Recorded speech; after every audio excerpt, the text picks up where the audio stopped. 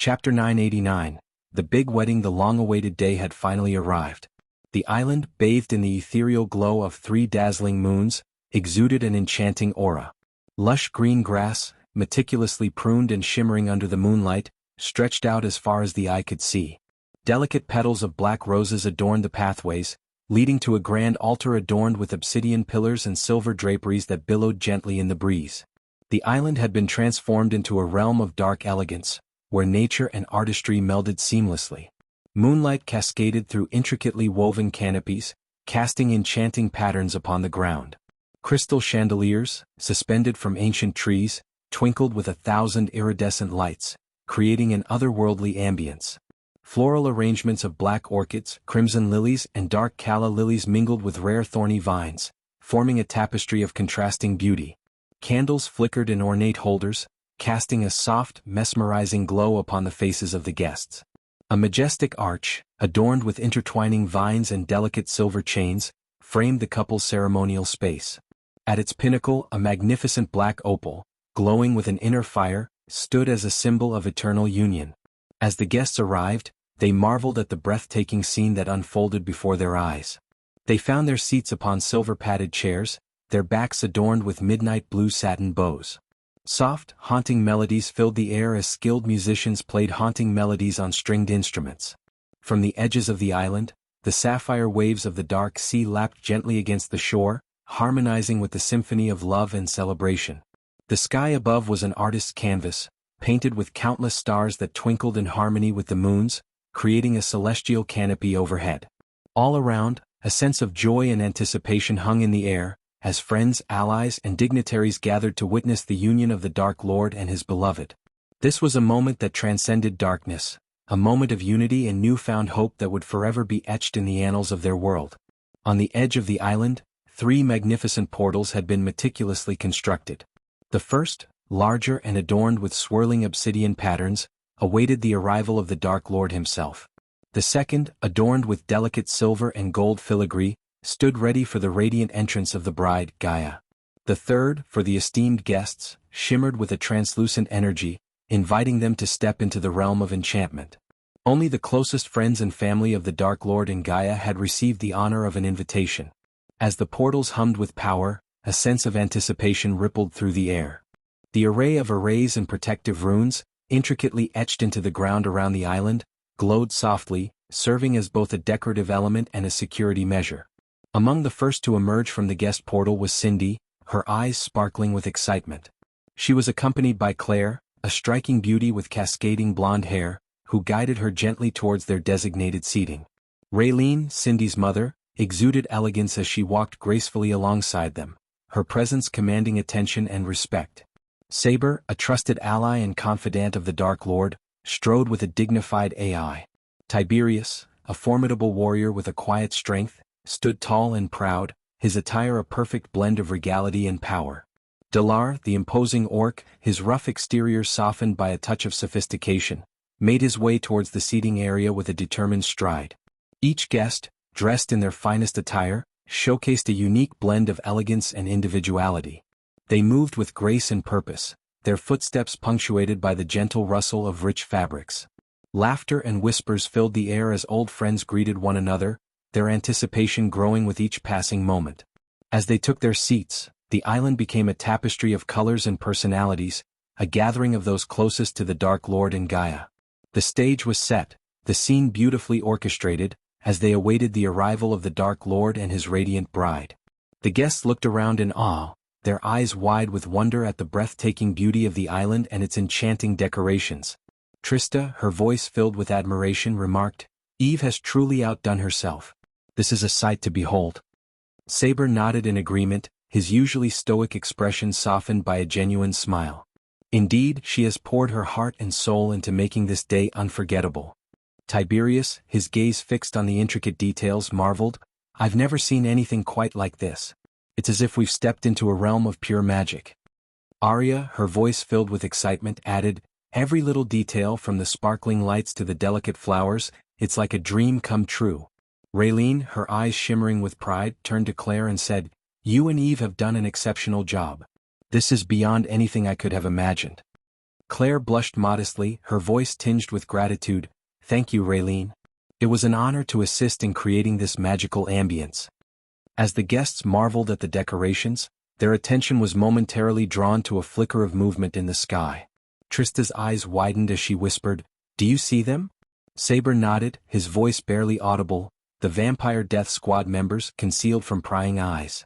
They're the Dark Lord's last line of defense, vigilant and prepared for any unexpected turn of events. Gibson, Corey, Titus, Optimus and Ricky exchanged impressed glances, their voices filled with awe. "Such attention to detail and thoughtfulness," Gibson remarked. "Indeed," Corey agreed, "it's clear that no expense was spared in creating this grand spectacle." Titus added, "The Dark Lord and Gaia truly deserve nothing but the best on their special day."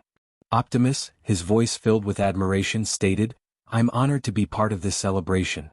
It's like stepping into a fairy tale." Ricky nodded, his eyes reflecting the shimmering lights surrounding them. "I couldn't agree more. This island and the atmosphere, it's simply magical." As the guests continued to explore the enchanting setting, their expressions mirrored a shared sentiment of amazement and gratitude.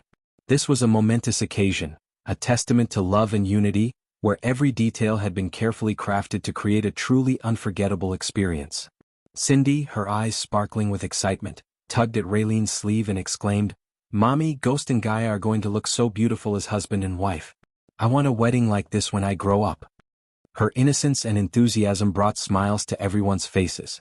Claire, unable to contain her amusement, knelt down to Cindy's eye level and teasingly remarked, "Well, Cindy, we'll have to find you the perfect Prince Charming when the time comes."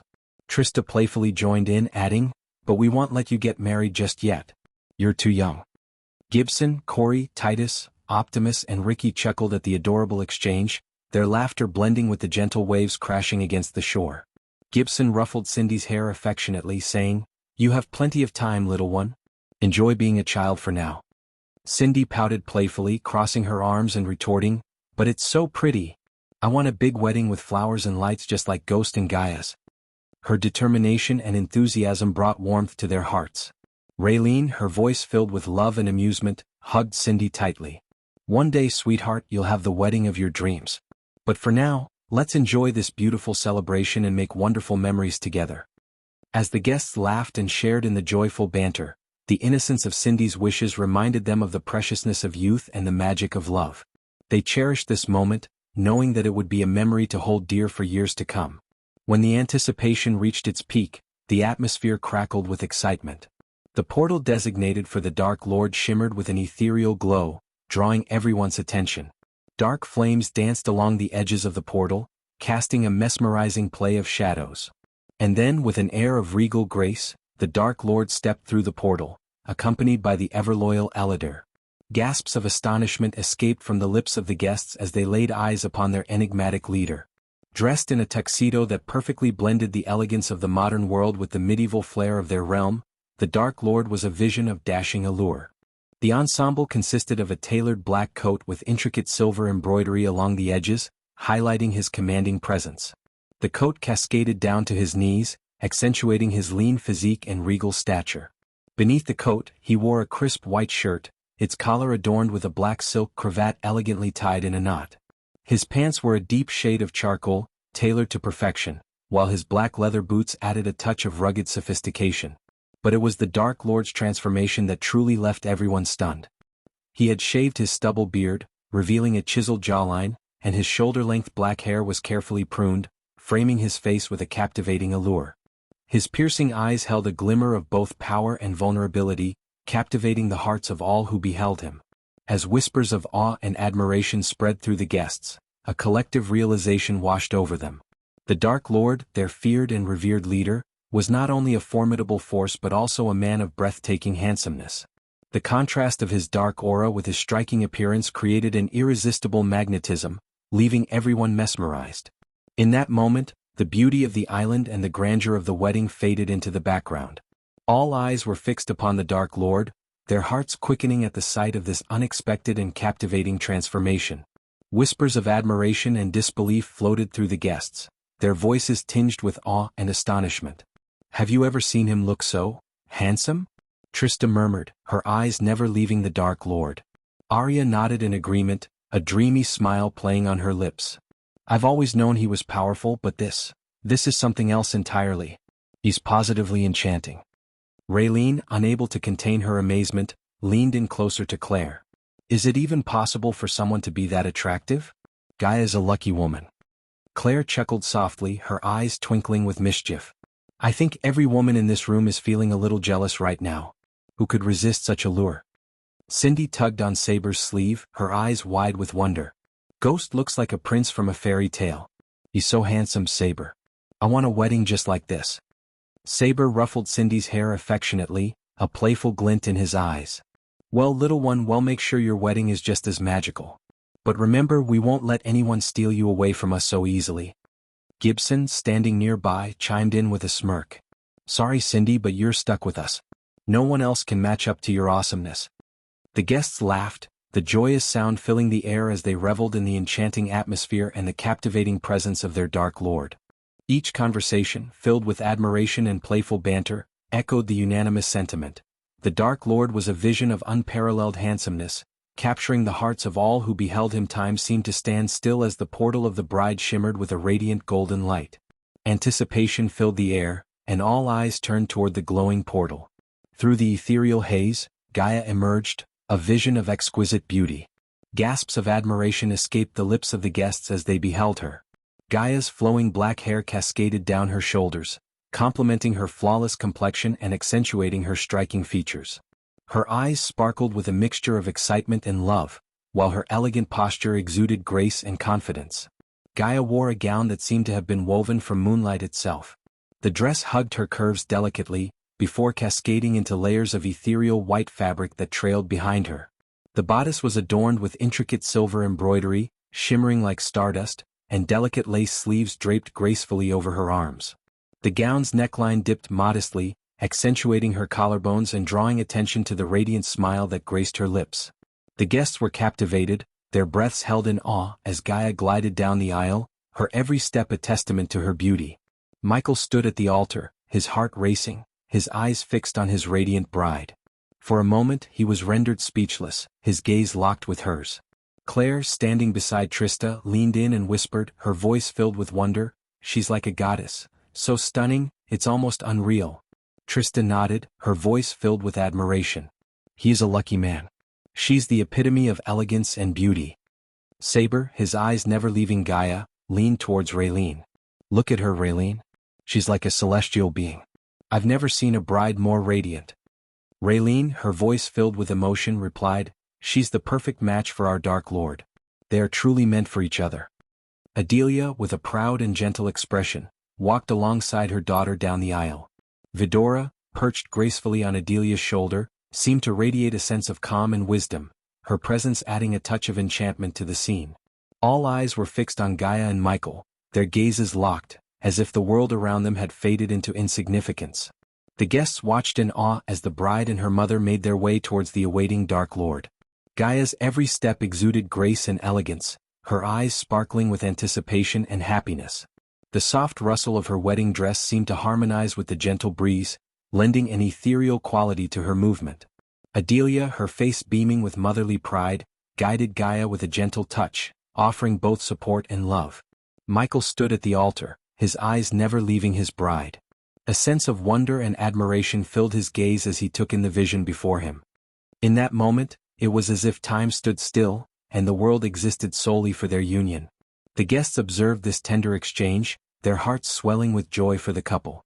Whispers of awe and appreciation rippled through the crowd, as they witnessed the profound connection between Gaia and Michael.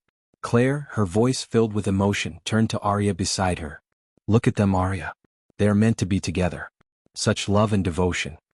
Arya nodded, her eyes misty with tears of happiness. "Yes, Claire. It's as if they were destined to find each other. They look absolutely mesmerized by one another." The atmosphere was charged with a mixture of anticipation, love, and enchantment. As Gaia drew closer to Michael, the air seemed to shimmer with the palpable energy of their union. It was a moment of profound beauty and significance, one that would forever be etched in the memories of all who bore witness to their love. Chapter 990. Husband and wife. Eladir, resplendent in his ceremonial attire, stepped onto the altar, his presence commanding attention. He took his position, ready to officiate the union of Gaia and Michael, a smile of warmth and genuine happiness adorning his face. Gaia's eyes never left Michael, her heart swelling with a mixture of awe and love. In her eyes he was the epitome of strength, grace and regal charm. She marveled at how handsomely he wore his tuxedo, the subtle hints of medieval flair adding a touch of mystique to his already captivating presence.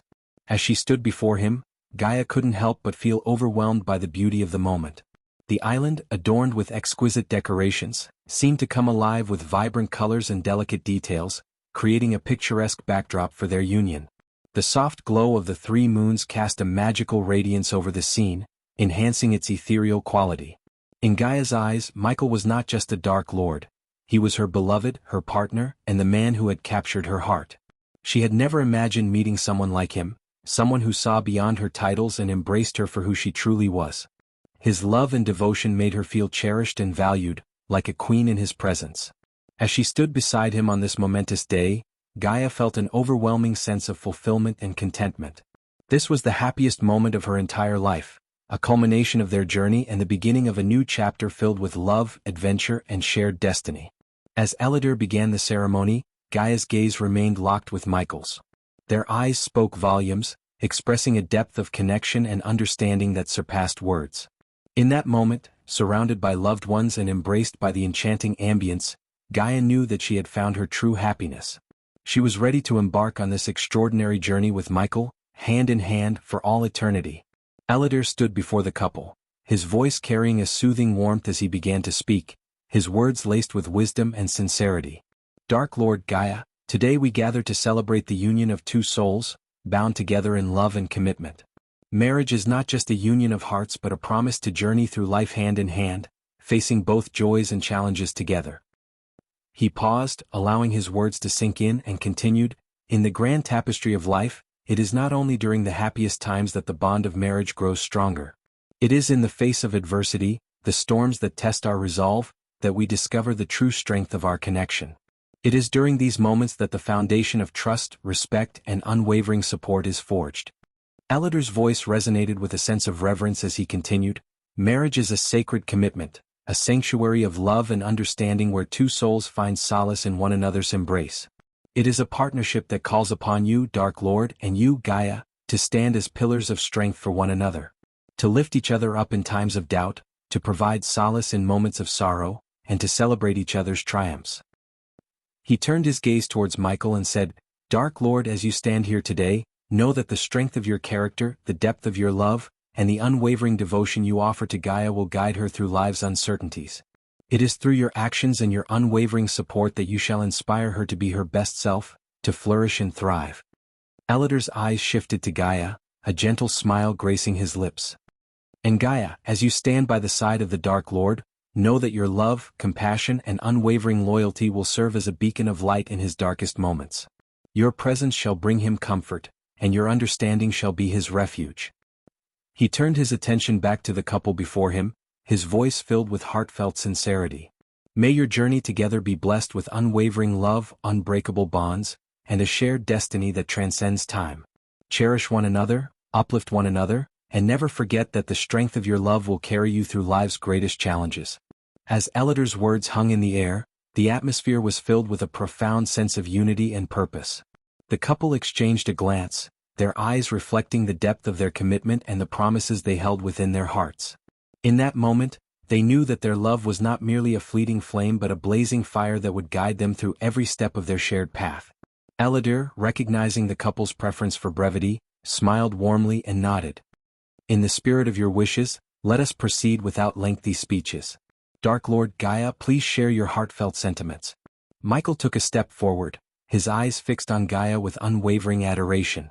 With a voice filled with conviction, he spoke, I stand here today, surrounded by the love and support of those who have joined us in this celebration. But there is one truth I want to share. In this vast world, if a man claims to have fallen in love with a woman, he would never have the capacity to fall in love with another. If he does, then he never truly fell in love with the first.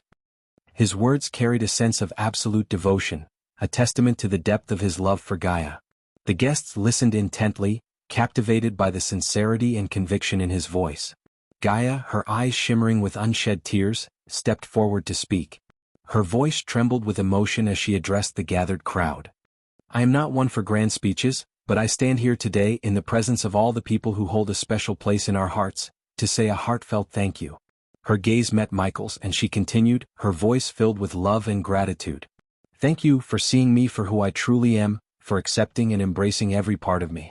You have shown me a love so pure and unconditional, it has transformed my world. Today, as we embark on this journey together, I promise to stand by your side, to cherish and nurture the love we share. The guests applauded, touched by the sincerity of Michael and Gaia's words. Their love, expressed in its simplest form, resonated deeply within the hearts of all who witnessed the exchange. Eladir, his eyes gleaming with joy, concluded the moment with a smile. May your love continue to grow, nourished by the bond you share and the unbreakable commitment you have made to one another. Today we celebrate your union and the beginning of a beautiful chapter in your lives. Eladir, his voice filled with warmth and joy, turned to Gaia and asked, Gaia, do you accept him as your husband, to love, honor, and cherish him in both joyful and challenging times? Gaia, her eyes sparkling with love and happiness, nodded fervently. Yes, with all my heart. Eladir then turned to Michael and asked, do you accept Gaia as your wife, to love, honor, and protect her in both joyful and challenging times? Michael's voice resonated with unwavering certainty. Yes, with all that I am. With a radiant smile, Eladir declared, by the power vested in me, I now pronounce you husband and wife. As the guests erupted into applause, Eladir presented the wedding rings, a symbol of their eternal commitment. Gently, Michael and Gaia took each other's hands, slipping the rings onto their fingers, a gesture of love and unity. Eladir's voice filled the air once more, you may now seal your vows with a kiss. Time seemed to stand still as Michael and Gaia leaned in, their lips meeting in a tender and passionate embrace.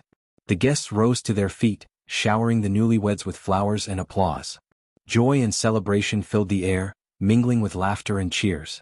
Amidst the vibrant display of affection and admiration, the couple stood embraced, their hearts overflowing with love and gratitude. The moment marked the beginning of their shared journey, a union blessed by the love of those who surrounded them. As the petals of countless flowers danced around them, Michael and Gaia reveled in the euphoria of their union, knowing that their love had triumphed and that their souls had found their perfect match. They were now husband and wife, ready to face the future hand in hand, with the unwavering support of their loved ones by their side. The celebration continued in full swing as the enchanting melodies played by Ricky, Daniel, and the talented vampires filled the air. The infectious rhythm beckoned the guests to the dance floor, where laughter and joy echoed through every step. Gaia and Michael, their eyes locked with love and mirth, swayed together, their bodies moving in perfect harmony.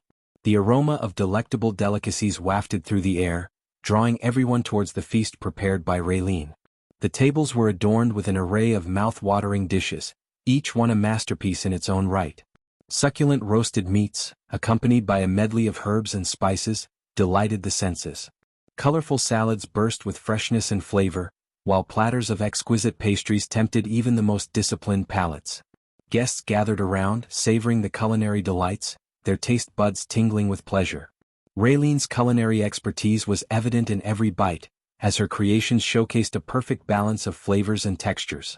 Laughter and compliments filled the air as each dish was savored, and the sound of clinking glasses and toasts resonated throughout the night.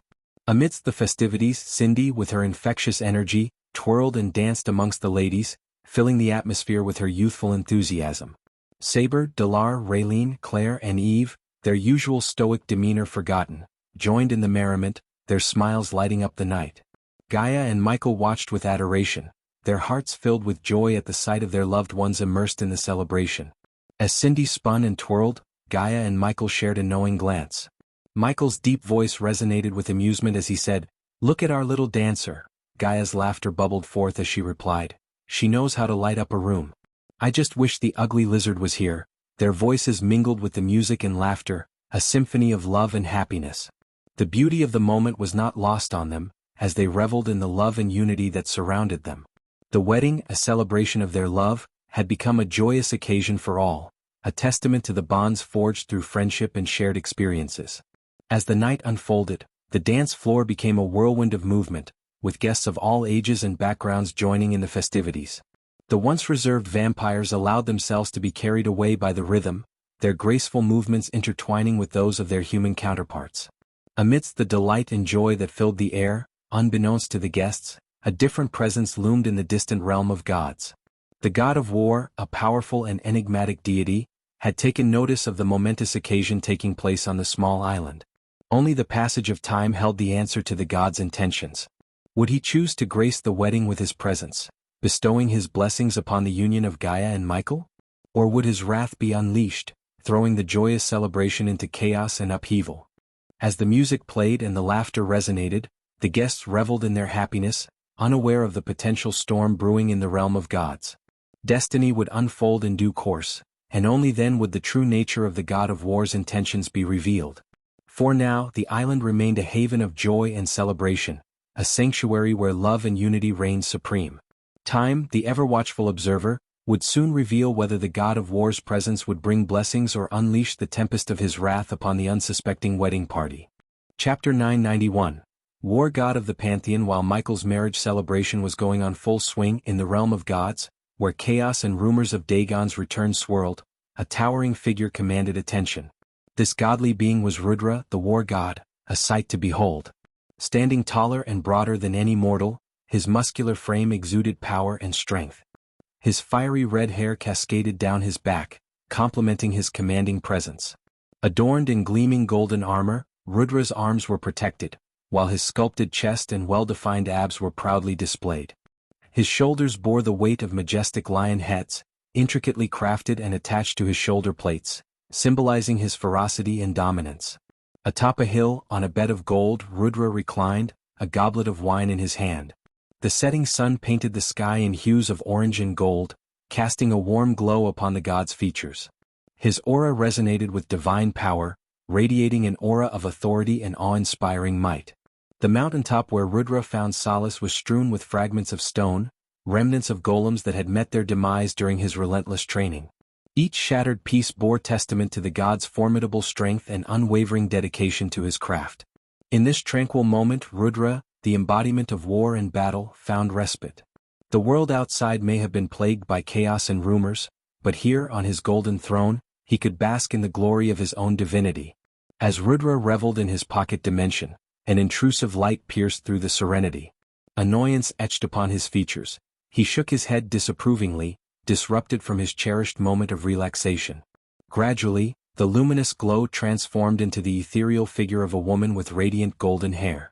"Seraphine, I don't recall extending an invitation to my domain," Rudra asserted with a commanding voice that resonated like thunder. "We have discovered the graces of the gods trapped in the mortal realm." "Rudra," Seraphine disclosed, her tone carrying a mixture of astonishment and concern. Unfazed by Seraphine's news, Rudra exhibited no emotions, except for his irritation at having his peaceful time disturbed by the goddess of information. "Good for you," he retorted dismissively, reclining once more upon his opulent golden bed, deliberately averting his gaze from Seraphine. "They were imprisoned within the temple of the god of darkness, and Dagon has released them," Seraphine divulged. The moment Rudra heard the names God of Darkness and Dagon, his nonchalant facade dissipated, replaced by a flicker of excitement as he lifted his gaze to meet Seraphine's expectant eyes. Amused, Rudra contemplated the revelation. "So, all this time the graces were hiding right under our noses. And Dagon, how did he manage to breach our realm from the depths of hell? I can only imagine the frenzy the Pantheon must be in," he mused, flexing his formidable godly muscles. "Andor is currently handling Dagon's presence. The Pantheon requests that you ensure Dagon's swift return to the depths of hell," Seraphine conveyed, prompting a chuckle from Rudra. "Andor? That guy always complicates matters for the sake of appearing like a master strategist. All he does is waste time and lays around all day. Hold on a moment, you mentioned Dagon freeing the graces from the Dark God's temple. Didn't you inform me that Dagon was unable to breach our realm through the protective barriers surrounding the mortal realm?" Rudra inquired. Seraphine sighed wearily, continuing with her explanation. "Somehow Dagon managed to momentarily enter our realm and unleash the graces. I'm now certain he is amassing his forces within the realm between. As a fallen god, Dagon possesses the ability to transcend the barrier erected by the Dark God. The only hindrance preventing his full incursion into our realm is the artifacts that bind him to hell. Andor leads the Skyhall army against Dagon's Hell Walkers. However, Andor cannot unleash his full power without leaving that damn castle." So, you expect me to venture into the realm between and join forces with Andor's mortal army? Rudra questioned, his tone dripping with disdain at the mere suggestion put forth by Seraphine. Let me make this clear, Rudra. Dagon is unable to escape hell until his hell walkers break the artifacts within the realm between. Andor is confined to his castle, unable to enter the realm of gods, and we are unable to step into the mortal realm until the barrier created by the Dark God is dismantled. The Pantheon desires the Dark God's current incarnation to break the remaining 3 seals, allowing us to breach the barrier and confront Dagon directly in hell. Do you understand? Seraphine explained, simplifying the intricate situation. It seems straightforward enough. Although I'm certain the Pantheon and Andor have concocted an elaborate plan to make themselves appear as masters of the universe, pulling off intricate strategies and such, Rudra chuckled at the thought of the Pantheon's machinations. Things are not as simple as they may appear, Rudra. Perhaps for you, the war god who charges into battle with sheer brute force and no need for elaborate plans, Seraphine remarked with a serious tone. I always have a plan, Seraphine. It's called power. Overwhelming power surpasses strategies any day, Rudra stated confidently, rising from his golden bed to face Seraphine. No matter how intricate an ant's plans may be, all it takes is a single step to crush both their plan and their life, Rudra declared confidently, causing Seraphine to sigh in resignation. She knew better than to argue with Rudra, for he had proven himself victorious time and time again against the enemies of the Pantheon. After all, he was the god of war for a reason. Will you venture into the realm in between? Seraphine asked, seeking a direct answer. However, instead of responding immediately, Rudra lifted his wine glass, savoring a slow sip before continuing. Fighting the Hell Walkers would serve no purpose. A war cannot be won by winning a solitary battle. Victory in this war with Dagon will only be achieved when his head lies severed on the ground. To defeat him, we must confront him at his weakest point, Rudra explained, his eyes gleaming with excitement. Seraphine couldn't help but grin inwardly, recognizing the fervor that always consumed Rudra. While he may not possess the strategic prowess of Andor, when it came to winning wars, there was no god more adept than the god of war himself. What do you propose, Rudra? As I've said, I dislike convoluted plans. My strategy is simple. I shall send a fraction of my divine essence into the mortal realm, locating the 3 seal bearers and allowing the current incarnation of the Dark God to eliminate them. This will grant us access to hell, where we can confront Dagon directly before he sets foot in our realm. Rudra outlined his plan, noting the alignment with Andor's own strategy. Normally, Seraphine would never involve Rudra and Andor in the same endeavor, for their mutual animosity ran deep. However, time was of the essence, and the Pantheon needed Rudra's formidable presence. What about the Dark God? What do you intend to do with him? Seraphine inquired, her curiosity piqued. She knew that 5,000 years ago, Rudra had harbored a burning desire to confront the God of Darkness. However, the Dark God had reset the universe and erected a formidable barrier between the mortal realm and the realm of gods, effectively preventing a clash between them. Rudra had been denied the opportunity to engage in battle with his ancient adversary. But now, with Rudra's power to send a sliver of his grace through the weakened barrier following the demise of several seal bearers, the long-awaited clash between the God of Darkness and the God of War seemed feasible. What is he up to in the mortal realm? Rudra inquired, withholding his own plan involving the God of Darkness for the time being. He is getting married, Seraphine revealed, causing Rudra to click his tongue in response. Then I shall wait. I am not an asshole and have no desire to disrupt a wedding. Let him embark on this new chapter of his life without interference, Rudra declared, devoid of any ill intentions towards the God of Darkness. You are aware that he cannot be killed without the dash. Seraphine's sentence was abruptly cut off as Rudra interjected. He may be unkillable for now, but I can weaken him to the point where he will no longer pose a threat, Rudra snickered, his confidence evident. But that is not a permanent solution, Rudra. He has the potential to regain his strength, Seraphine argued. Then I will face him time and time again until you strategists come up with a more viable approach. After all, we gods have nothing but time on our hands, Rudra declared, his determination unwavering. Then Rudra placed his fingers on his forehead, tapping into the immense power that flowed through him. With a swift motion, he extracted a small sliver of golden thread, pulsating with his divine grace. Holding it up, he turned to face Seraphine. This tiny fragment of my grace will accomplish more than Andor's complicated plans ever could, Rudra proclaimed confidently. With a flick of his wrist, he released the sliver of grace, watching as it disappeared into the vast expanse of the golden sky. making its way toward the mortal realm. Seraphine raised an eyebrow, her curiosity piqued. But Rudra, your grace requires a mortal vessel in the mortal realm. How do you plan to accomplish that? Rudra grinned mischievously, his eyes gleaming with unspoken knowledge. Fear not, Seraphine.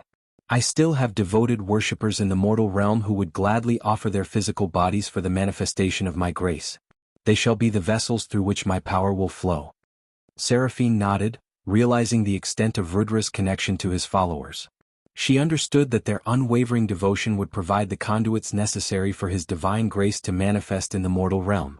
In the vast tapestry of the divine realm, each god was a protagonist in their own story, with their own trials, triumphs, and quests. The god of darkness, the god of war, the god of time and space, and the fallen god Dagon all played their roles, guided by the invisible hand of fate. Their choices, desires, and motivations wove together, bringing them into conflict and forging alliances that remained hidden from the rest of the realm of gods. Among them, it was the god of darkness who found common ground with Dagon, the fallen god. Together, they formed an unexpected alliance that threatened the delicate balance of power. The true motives of Dagon's rebellion and the intricate relationship between the god of darkness and Dagon remained concealed, awaiting a time when the threads of fate would be pulled, unraveling the mysteries of their intertwined stories. As the sliver of grace continued its journey, Rudra and Seraphine stood in the realm of gods, contemplating the imminent events that would unfold. The fate of both realms hung in the balance, and Rudra's bold plan would set into motion a series of events that could change the course of their existence. Chapter 992. War God crashes the wedding. As the wedding celebration of Michael and Gaia reached its peak, the atmosphere was filled with joy, laughter, and the infectious rhythm of music. The guests danced and reveled in the happiness of the occasion, their hearts light and carefree. Amidst the merriment, Michael, the groom, glanced up at the night sky and noticed a sudden glimmer of light. It caught his attention, and an uneasy feeling settled in the pit of his stomach. Sensing something amiss, he discreetly activated the earpiece hidden beneath his neatly tailored suit. "Spider, I've spotted a strange light in the sky. Check it out discreetly and report back," Michael whispered urgently, ensuring that Gaia remained unaware of his concerns.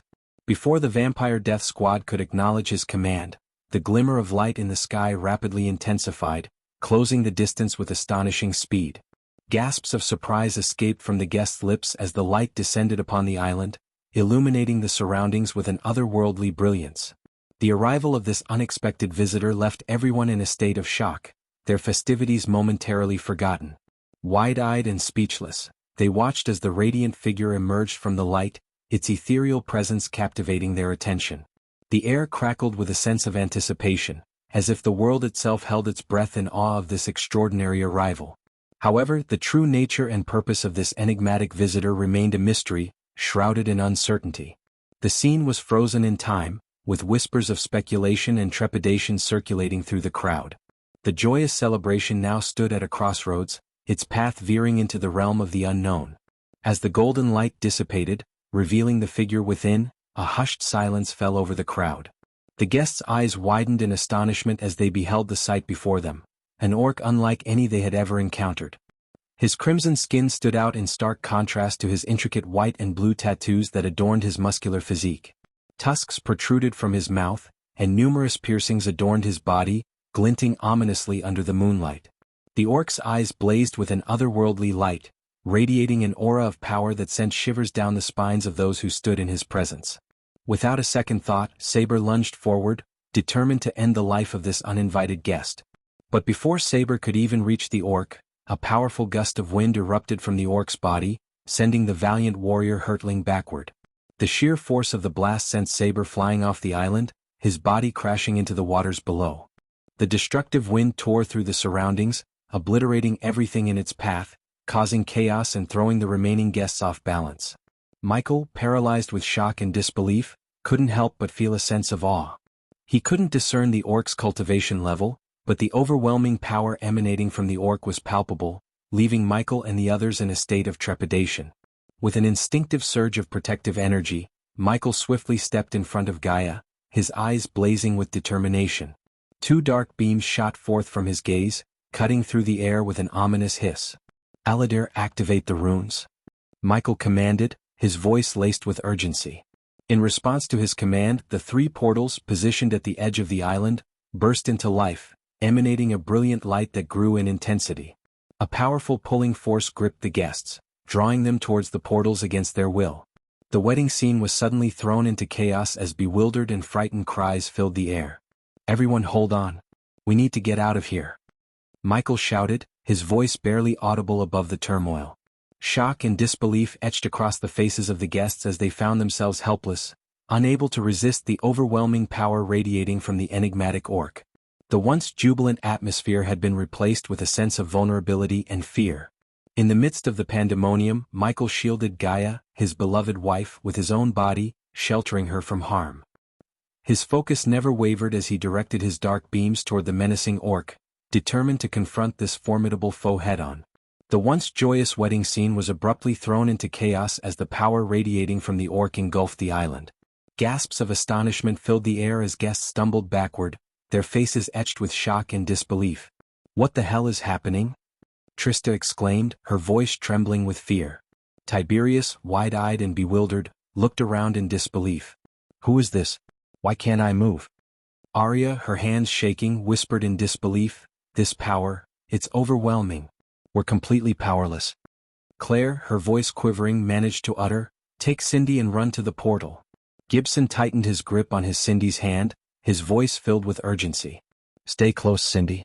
We need to find safety." Corey, his expression a mix of awe and fear, muttered, "This power, it's beyond anything I've ever witnessed." Optimus, his usually calm demeanor shattered, exclaimed, "No ordinary foe. Who is this orc?" The guests, overwhelmed by the immense power radiating from the orc, looked to Michael with a mixture of hope and desperation, realizing that their only chance lay in the strength and determination of the bride and groom. The fate of the wedding celebration hung precariously in the balance as the battle between light and darkness loomed ominously overhead. The once serene wedding scene transformed into a chaotic spectacle as the power radiating from the orc overwhelmed the island. The orc's imposing presence left everyone stunned and paralyzed with fear. The very atmosphere crackled with an otherworldly energy, causing hair to stand on end and sending shivers down the spines of those present. The orc's red-skinned visage, adorned with intricate tattoos and piercings, exuded an aura of dominance and malevolence. His glowing eyes bore into the crowd, relishing the fear that danced across their faces. Michael, shielding Gaia with his body, unleashed his dark beams upon the orc, hoping to subdue the intruder. The beams of darkness struck the orc's head, but to the shock of everyone nothing happened. The orc remained unfazed, a smug smirk etched upon his lips, defying the powerful onslaught with disdain. Gaia, realizing the urgency of the situation, summoned her celestial bow and a quiver of ethereal arrows materialized by her side. Determination replaced the fear in her eyes as she stepped forward, ready to confront the menacing intruder. The bride, radiating a blend of grace and strength, prepared herself for the battle that now threatened to overshadow her wedding day. Amidst the chaos, guests stumbled and scrambled for cover, their movements hindered by the overpowering presence of the orc. Their attempts to rally against the intruder proved futile as the force emanating from the orc left them weak and powerless, their limbs heavy as if burdened by invisible chains. The once immaculate wedding venue now bore the scars of the chaotic upheaval. Tables and decorations lay in disarray, tossed aside by the gusts of wind that erupted from the orc's very being. The vibrant flowers that once adorned the aisle were trampled underfoot, petals scattered like remnants of a shattered dream. "Now, Aladir!" Michael shouted, his voice filled with urgency and determination. In response, Aladir clenched a golden crystal in his hand, crushing it with a resounding crack. As the crystal shattered, the pulling force emanating from the portals multiplied several folds, causing the air to tremble with their intensity. The portals, now unleashed with unprecedented power, surged with an insatiable hunger, greedily drawing everything in their path towards their swirling depths. The orc, his eyes fixed on Michael, proclaimed with a chilling certainty, "I am only here for the god of darkness." With a flick of his wrist, 3 figures materialized out of thin air before the orc. Among them stood Samuel, the gray-haired butler of the Winston family, his neatly combed hair contrasting with the chaos unfolding around him. The sight of Samuel stunned Michael, his mind reeling with the implications of the orc's words. But before Michael could react, the orc's lightning-quick movements outpaced his reflexes. In one swift motion, the orc seized Samuel by the neck, using the helpless butler as a shield. A malicious grin danced upon the orc's face as he directed Michael's own dark beams towards Samuel's head. Time seemed to slow as the dark beams pierced through Samuel's skull, shattering bone and unleashing a crimson spray of blood. The lifeless body crumpled to the ground, an innocent victim caught in the crossfire of this ruthless battle. Amidst the chaos, the scene unfolded with a stark contrast.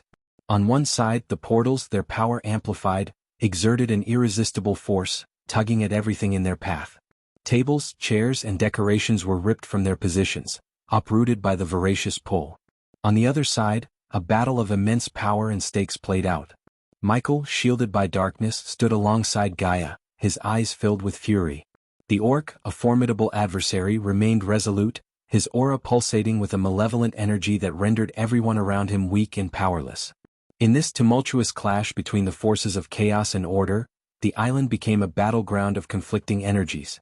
The portals greedily devoured the surroundings, tearing apart the remnants of the once serene wedding scene. And amidst the swirling chaos, the battle between Michael and the orc raged on, with bloodshed and despair marking the unfortunate path they tread.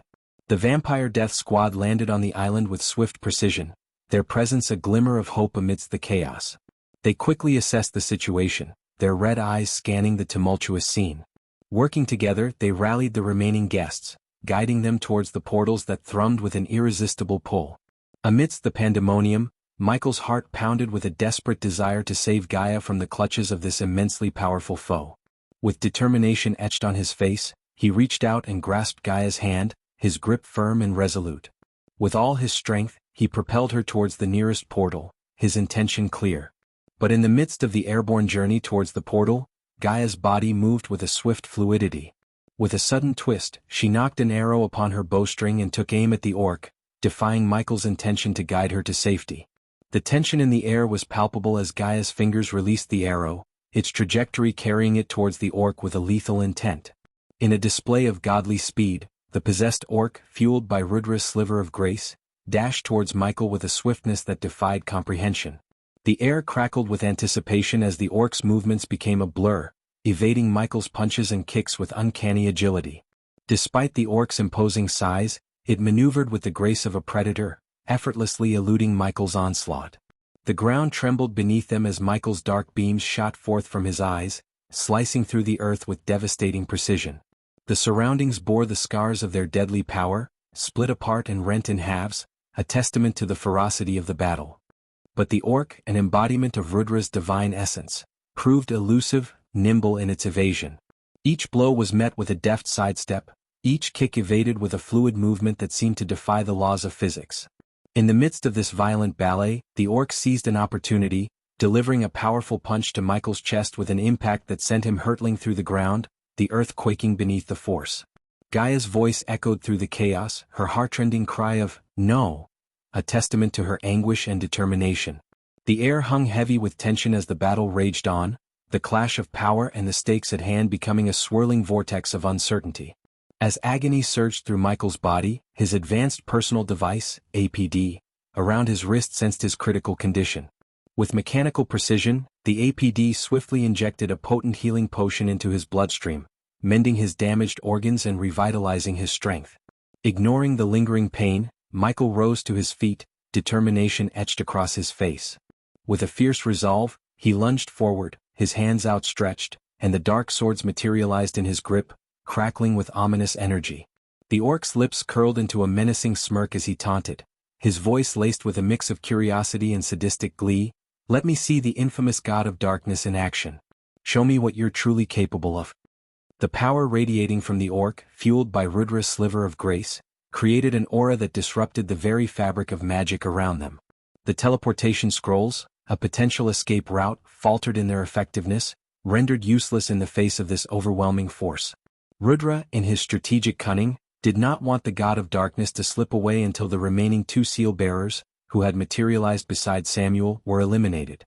In this charged moment of clash and determination, the readers witness Michael's resilience and unwavering resolve.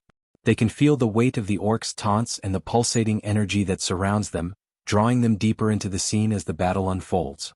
With a swift and relentless assault, Michael swung his dark swords at the orc, determined to keep him at bay and away from Gaia. The blades sliced through the air with precision, but the orc's invisible force field proved impenetrable, rendering Gaia's arrows useless as they harmlessly bounced off the ethereal barrier.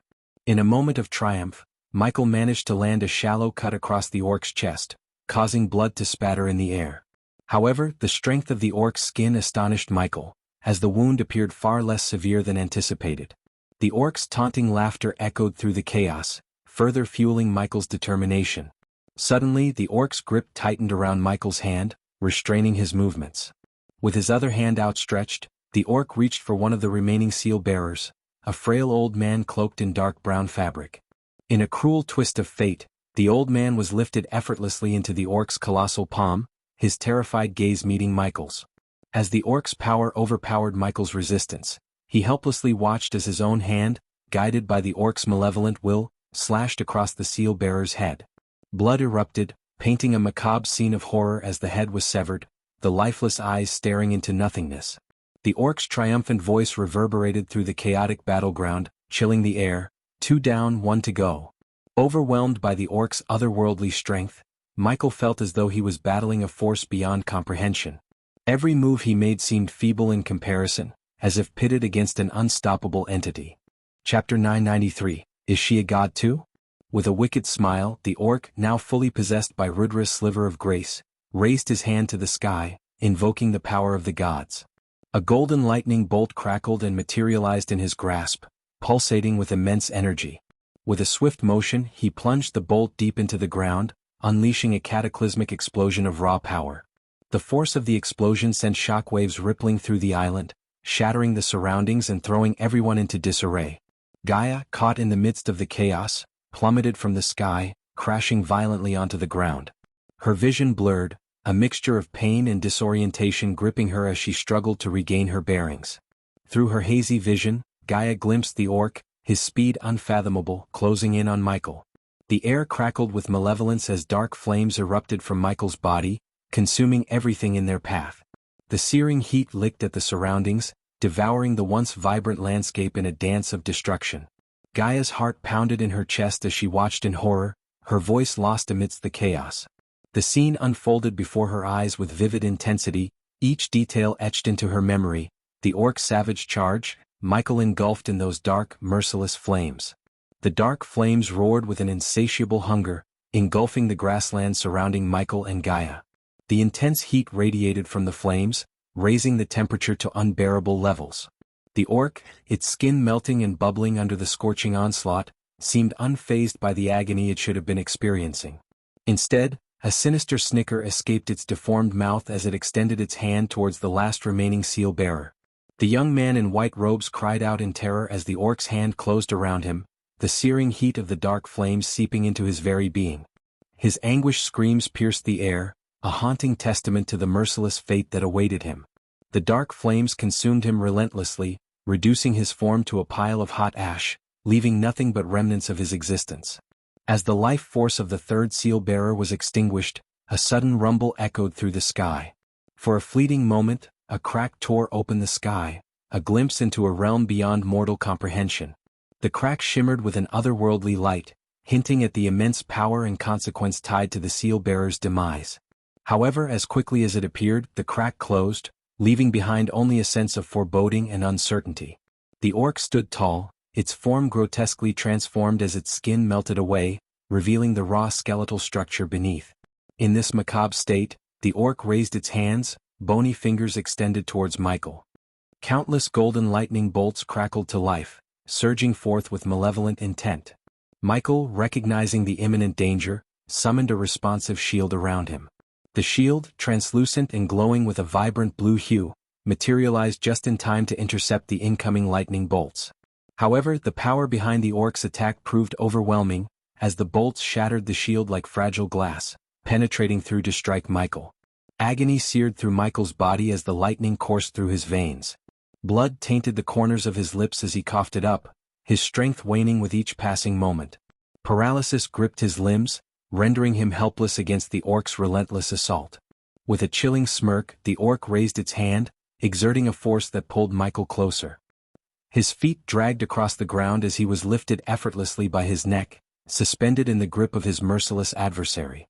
The acrid scent of burning grass mingled with the sickening odor of charred flesh, filling the air with a haunting reminder of the devastation surrounding them. The metallic tang of blood lingered, a testament to the violence that had unfolded on the island. As the orc's skin continued to melt away, revealing the gruesome sight of its skull, a grim and horrifying visage emerged. Its eye sockets held an otherworldly glow, and the lack of flesh on its face heightened the eeriness of its presence. Disappointment laced the orc's voice as it shook its skull-like head. "Not impressed," it uttered, its voice laden with mockery. The grip around Michael's neck tightened, constricting his airway and leaving him gasping for precious breaths. Summoning his remaining strength, Michael called upon his dark swords. One of the swords began to levitate toward his outstretched arm, a last-ditch effort to regain control of the situation. However, the orc, swift and cunning, swatted the sword aside, redirecting its trajectory towards Gaia. The hilt of the sword struck Gaia with a resounding thud, knocking her unconscious before she could even rise to her feet. Panic and concern flashed in Michael's eyes as he gasped for air, his voice strained. "Who are you?" he managed to rasp, his words carrying a mixture of defiance and desperation. As Michael's thoughts raced, he knew that the time had come to initiate Plan D, the contingency he had devised for facing an adversary of insurmountable power. Just as the weight of the situation began to settle upon him, the sky above them rumbled with a newfound intensity, as if in response to his desperate plea. Amidst the stormy clouds, a golden light broke through the darkness, illuminating the scene with an ethereal glow. To their astonishment, the once turbulent seas surrounding the island turned eerily calm, contrasting the tumultuous skies above. With a thunderous boom, the golden light descended from the heavens, its brilliance fading gradually to reveal the figure of Nithrol, the Empress of Ar. Her golden locks billowed around her like a halo, and she stood adorned in intricately crafted golden armor that covered her from neck to toe. Every movement exuded an aura of divine power and grace, marking her as an otherworldly goddess. Soon, a golden bow materialized in her hand, emanating a radiant energy that seemed to pulse with ancient enchantments. As she pulled back the string, an arrow adorned with intricate runes materialized, poised to be released at her command. The mere sight of her presence instilled a sense of awe and reverence, for she embodied a force that transcended mortal comprehension.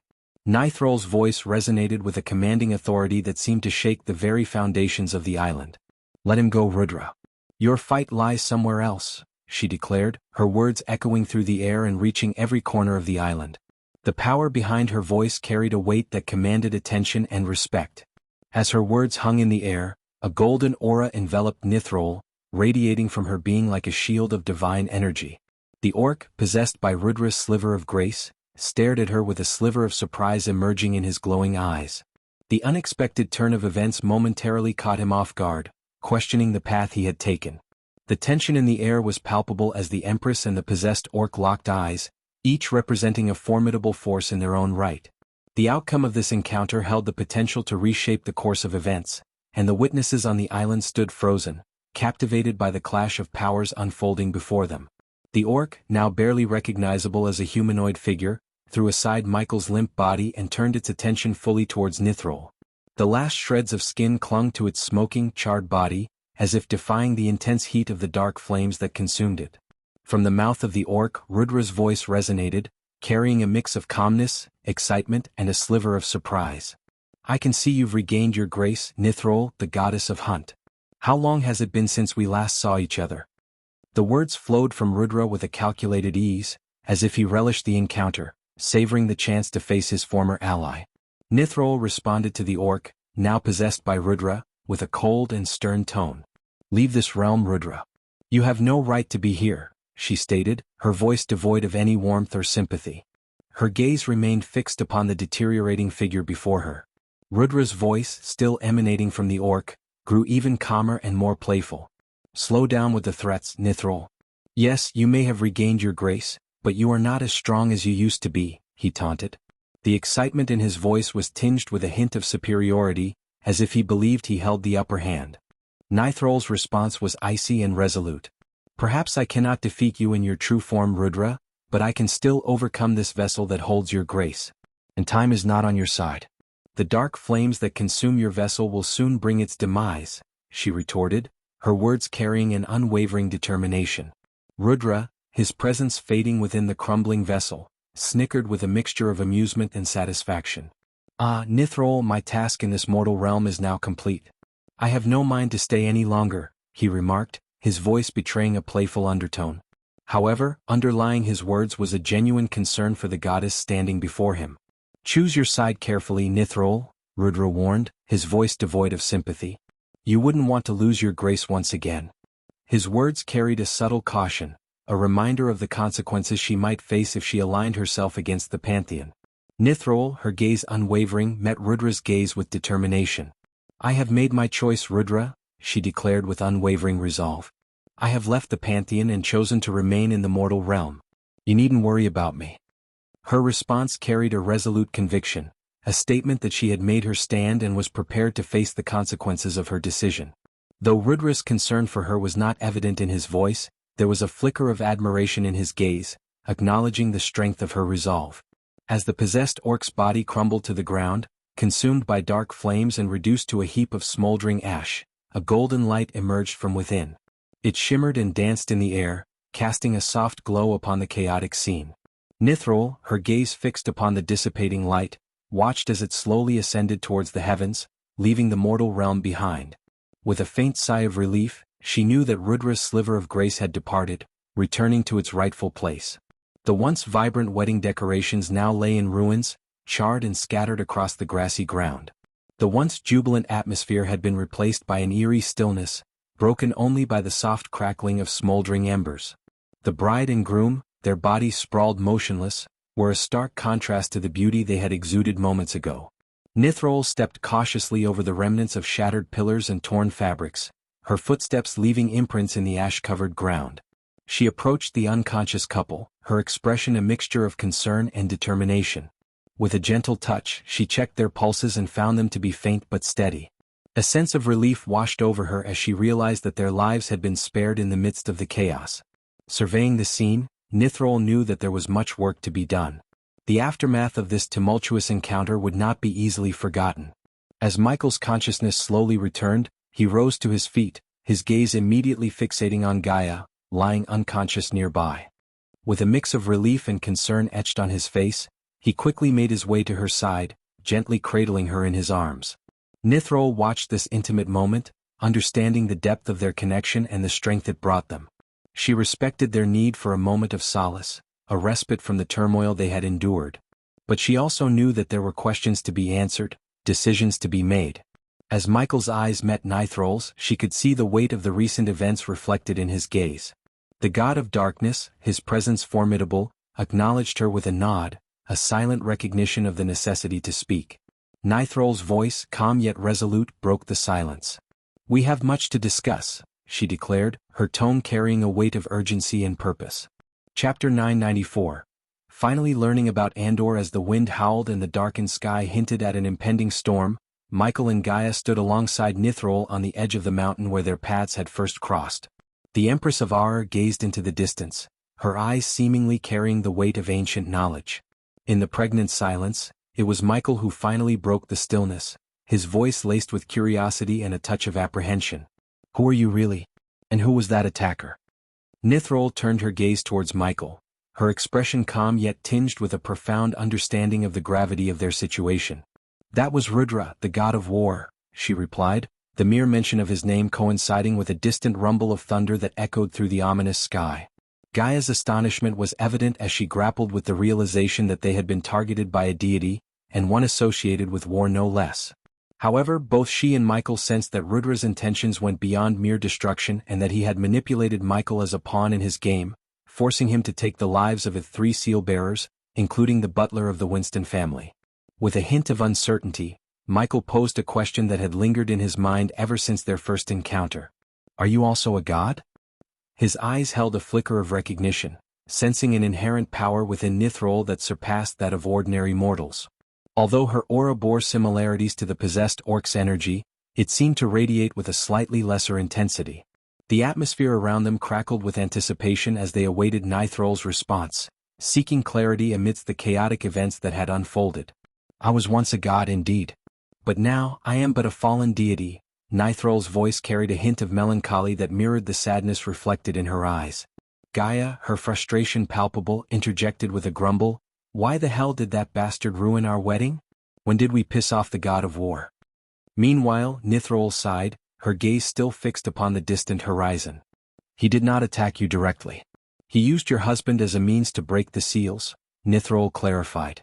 As a goddess, she possessed knowledge beyond mortal comprehension. She understood that if Rudra truly intended to kill Ghost, he could have done so. While killing a god's vessel would only result in their soul seeking a new host, there was no denying that Rudra's purpose was not to end Michael's mortal existence.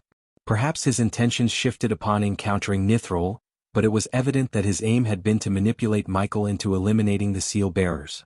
The seals? Michael's brow furrowed in confusion. Yes. In your previous life, you constructed an intricate array that acted as a barrier between the mortal realm and the realm of gods, preventing mortals from entering the divine domain and vice versa. Nithrol began to unravel the complexities of the situation. Unbeknownst to you, these seals were embedded within individuals who were not even born during your previous self's time. Only you possessed the power to break these seals by slaying the designated seal bearers. Each time a seal bearer dies, the barrier between our realms weakens. Once all the seals are broken, the gods will regain the ability to traverse freely between the mortal realm and the divine realm, as they did in the past. However, Nithrol herself remained unaware of the variations within the seals, specifically those designed by the previous Dark Lord and Eladir in their respective timelines. This explained how Diana, in Michael's timeline, managed to break one of the seals when she killed the seal bearer by name. As Michael processed the weight of Nithrol's words, she continued to unravel the perilous web that entangled them all. The Pantheon has initiated their movements against Dagon, and now you find yourself caught in the crossfire of their war, Nithrol stated, her voice laced with concern. What you encountered was merely a sliver of Rudra's grace, a mere 1% of his full power. Consider, then, the unimaginable might wielded by an entire pantheon of gods and the vengeful god who desire to see you crumble.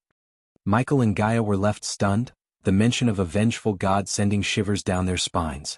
Unable to contain his curiosity, Michael posed the question that gnawed at him. Who is this vengeful god? He inquired, his voice betraying a mix of apprehension and intrigue. Andor, the god of time and space, Nithrol replied, her gaze piercing their souls. My memories of him remain fragmented, but one thing remains certain. You cannot remain in this realm for much longer. The other fallen gods will soon regain their graces and seek you out. You are not yet prepared to face the wrath of the gods, and even I cannot aid you should more deities descend upon this realm. An array of questions swirled in Michael's mind, yet one in particular burned with intensity. Why are you helping me? Michael questioned, his voice filled with genuine curiosity. Nithrol's eyes softened, her gaze holding a flicker of determination. I cherish ruling the mortal realm, Ghost, she confessed.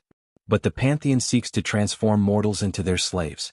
Once they arrive in this realm, each god will demand unwavering devotion and worship from mortals. Those who dare defy them will be made examples of, and gradually, this realm will devolve into a vast slave market, devoid of free will and consumed by blind loyalty.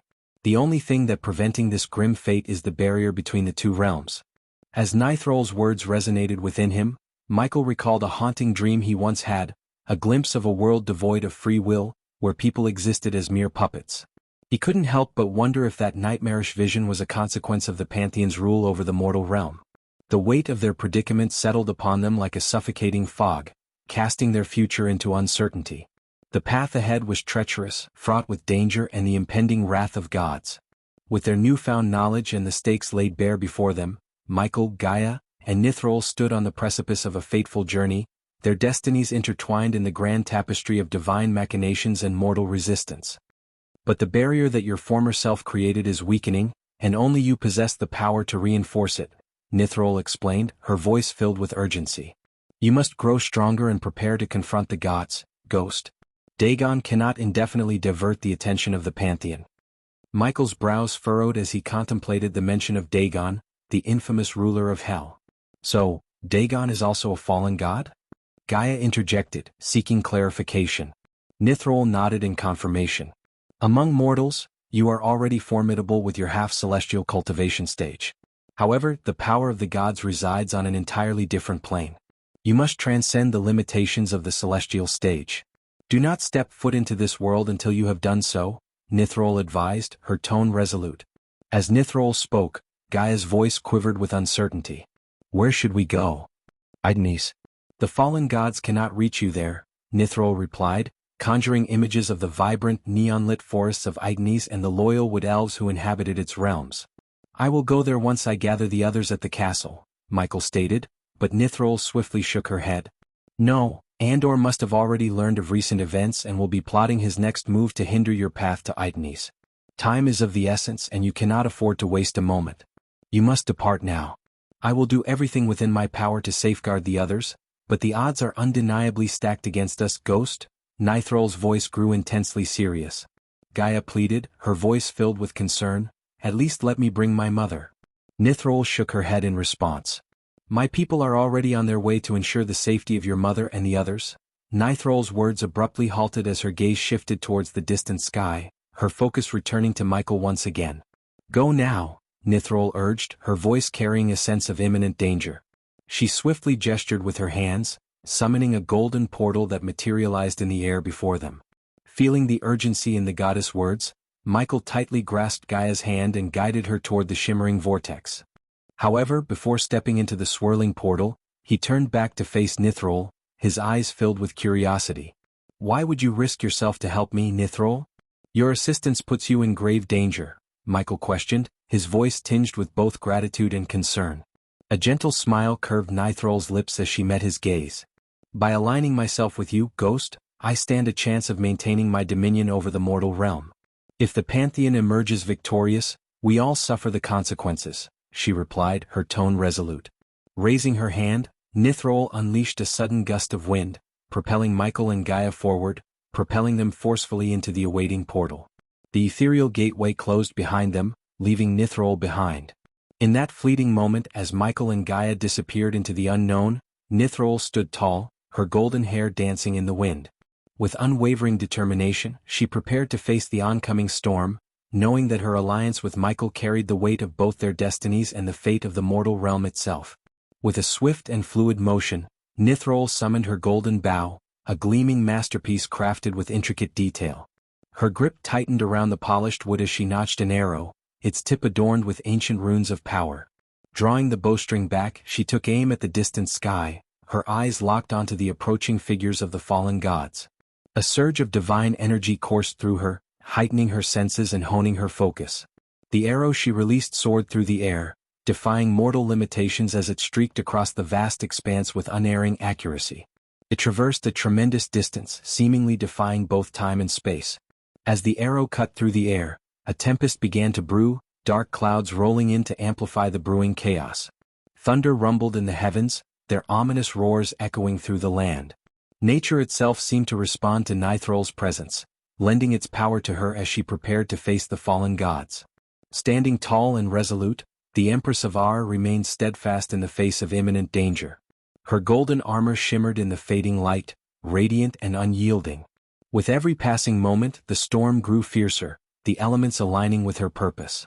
Nithrol knew the odds were stacked against her, confronting a pantheon of formidable adversaries. Yet she refused to back down, her determination unshakable. The goddess of Hunt stood as a beacon of defiance, ready to challenge the encroaching darkness with all her might. As the fallen gods drew closer, their powerful presence palpable, Nithrol braced herself for the impending clash. She would fight for the preservation of the mortal realm, for the freedom of its inhabitants, and for the hope that her alliance with Michael would pave the way for a future untainted by the tyranny of the Pantheon. We are nearing 1,000 chapters and I can't thank you all my wonderful readers for keep supporting me. Chapter 995. Returning to Ignes. Chapter 995. Returning to Ignes. As Michael and Gaia emerged from the portal onto the land of Ignes, a breathtaking panorama unfolded before them. Gaia's eyes widened in awe as she took in the enchanting sight that lay stretched out beneath her. They stood atop a verdant mountain peak, overlooking a vast expanse of lush forest that extended as far as the eye could see. The forest itself seemed to be an artist's canvas, splashed with vibrant hues of purple and blue. It was a kaleidoscope of colors that blended seamlessly, creating an otherworldly spectacle. Giant trees towered over the landscape, their trunks adorned with intricate patterns and ethereal glow. The forest floor was carpeted with lush, emerald-green moss, adding a softness to the terrain. Towering mushrooms, their caps adorned with mesmerizing patterns, dotted the forest floor, creating a whimsical ambience. As Gaia's gaze wandered further, she caught sight of trees that radiated a gentle luminescent glow, casting a soft and enchanting light that illuminated the surroundings. These radiant trees bathed the forest in an otherworldly glow, adding an ethereal touch to the already mesmerizing landscape. The air was filled with the gentle fluttering of giant butterflies, their wings adorned with iridescent colors that shimmered as they danced through the air. Their presence added a touch of magic to the already captivating scene. The forest of Itany seemed like a place plucked from a fairy tale, a realm where dreams and reality intertwined. Its beauty was captivating, an immersive experience that stirred the senses and transported one to a world of wonder and enchantment. In that moment, as the gentle breeze caressed her cheeks and the symphony of the forest serenaded her ears, Gaia knew that Itany's was a place of refuge, a sanctuary from the turmoil that awaited them. "Come on, we should go meet Eladir," Michael said, surprising Gaia. "Eladir? But I thought he was stuck back in our world," Gaia replied, her confusion evident. "No, in case of an attack, I gave Eladir something to teleport into this world with," Michael explained, glancing at his wrist. Unfortunately, his battle with Rudra had broken his Olympus, leaving him without the ability to fly or use his cultivation in this world. However, Michael had a quick solution in mind. "Do you know where to go?" "My Olympus is not broken," Gaia remarked, hopeful. Before Michael could respond, a magnificent golden giant butterfly emerged from the air below the mountain cliff they stood on, accompanied by a powerful gust of wind. Gaia's eyes widened in astonishment as two elves with beautiful brown skin gracefully descended from the butterfly and immediately knelt before Michael. "My lord, you have returned," Taskin said, bowing his head respectfully. "Gaia, meet Taskin and Thilv." Michael introduced the two wood elves to Gaia, acknowledging their loyalty and courage during the events he had shared with her. "Ah, the two warriors who fought against the Sky Hall," Gaia remembered, recalling the tales Michael had shared. "Tell me, Taskin, has anyone else arrived here before us?" Michael inquired, his curiosity piqued. Thilv and Taskin nodded in response. "Yes, my lord. He claimed to have been sent by you and showed us your symbol. We left him back at the village," Taskin reported dutifully. "Good. Then let's make our way to your village." "We have much to do," Michael declared, gesturing for Gaia to join him atop the butterfly. With a swift leap, Gaia gracefully climbed onto their ride, her torn and dirted dress contrasting against her natural beauty. Michael stepped onto the butterfly's wings and waited for Taskin and Thilv to take hold of the reins. Once everyone had settled comfortably atop the giant golden butterfly, they set off toward the village. As the majestic butterfly soared through the air, the wind rushed past them, carrying with it the scent of flowers and the distant melody of birds singing. The landscape unfolded beneath them, showcasing the enchanting beauty of Itany's. Butterflies of all sizes and hues fluttered around, their graceful wings adding splashes of brilliance to the scenery. The air itself felt alive, carrying the invigorating aroma of blossoms and the sweet fragrance of nature's abundance. As the golden butterfly gradually descended, it skillfully navigated through the dense canopy of the forest. Gaia marveled at the sight that unfolded before her. The Wood Elves' village was a marvel of engineering and natural beauty, built high above the ground, nestled among the majestic trees. Intricate stairs, woven with ropes and sturdy wood, gracefully interconnected the village houses and each towering tree. The architecture seamlessly blended with nature, utilizing the branches as support beams and allowing the trees to continue their growth undisturbed. The elevated walkways provided a sense of enchantment as they wound their way through the lush foliage, creating an intricate web of interconnected pathways. At the heart of the village, a spacious clearing awaited them. Gaia's eyes widened as she took in the sight of a magnificent statue depicting Michael and Vidora sitting atop his shoulder, meticulously carved from wood. The craftsmanship was impeccable, capturing the essence of their strength and unity. The statue stood tall and proud, serving as a symbol of hope and reverence for the Wood Elves. Just before the statue, a grand throne had been placed, meticulously crafted from the finest wood, its intricate designs paying homage to nature's beauty. The throne awaited Michael's return, a seat of honor for the one who had brought them salvation and protection. As the golden butterfly gracefully landed in the clearing, Gaia's gaze shifted toward the awaiting Wood Elves. They stood there, dressed in vibrant garments that mirrored the colors of the surrounding forest, holding baskets filled with an array of freshly picked flowers. Their eyes gleamed with anticipation and gratitude, for they had been eagerly awaiting Michael's return. With smiles on their faces, the Wood Elves approached, gently placing the flowers from their baskets at Michael's feet. The air was filled with a delicate fragrance as if nature itself had released its essence in celebration of their arrival. Gaia was moved by the genuine warmth and joy emanating from the wood elves. It was evident that Michael's presence held great significance for them, as he represented their protector, their leader, and their hope for a brighter future. As Michael stood among the wood elves, his gaze fell upon Taskin and Thilv, who were bringing Ellider towards him. Ellider, still wearing his once golden robes that were now muddied and torn from his escape, looked worn and weary. He had journeyed through the portal, passing through the forge in Demon's Grave and utilizing a special teleportation scroll that Michael had provided. The three of them, Michael, Ellider, and Gaia, wore solemn expressions, their minds still reeling from the events that had transpired during their wedding. It was unfathomable to them that a god had appeared and attacked Michael, manipulating his hands to strike down three seal-bearers. As Michael surveyed the village, his eyes scanning for someone in particular, he finally spoke up, addressing Taskin. "Taskin, where is Karat?" Michael inquired, searching for the village elder he had encountered before. Taskin and the others exchanged glances, a flicker of sadness briefly crossing their eyes. "He has passed away, my lord," Thilv replied with a somber tone. Michael sighed inwardly, acknowledging the loss of the old man, and silently wished for him to find peace. "Now, Taskin, Thilv, if you could leave us for a moment," Michael requested, his voice carrying a tone of seriousness. Understanding the gravity of the situation, Taskin and Thilv bowed and discreetly gestured for the villagers to give them some privacy. As the villagers departed, Gaia sank down onto the throne, feeling the weight of recent events. She took a deep breath, preparing herself for what was to come. "What's the plan?" Gaia asked, her voice filled with determination. In response, Michael accessed his system storage and retrieved 2 golden parchments. "If we are to return to our world as soon as possible and face these gods head-on, we need everyone ready and prepared," Michael explained. However, Ellider's brow furrowed upon hearing the mention of gods. Although he had come across brief references to the realm of gods in ancient texts, his knowledge on the matter was limited. Observing Ellider's perplexed expression, Michael proceeded to share all the information Nithrol had disclosed, including the startling revelation that the renowned Empress of Ara was, in fact, a fallen god. After comprehending the information shared by Michael, Ellider found himself stunned.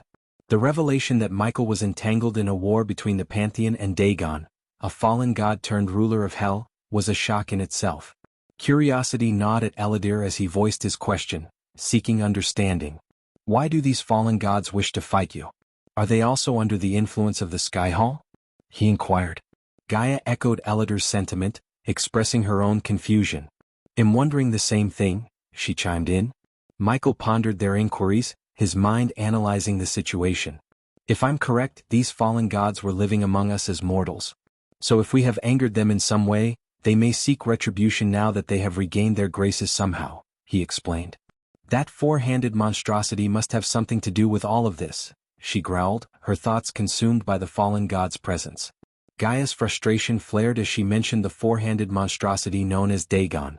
Michael concurred, his gaze focused on the bigger picture. "We still lack a clear understanding of these fallen gods and how to confront them. However, until I ascend to higher levels of godhood, our options will remain limited," he stated.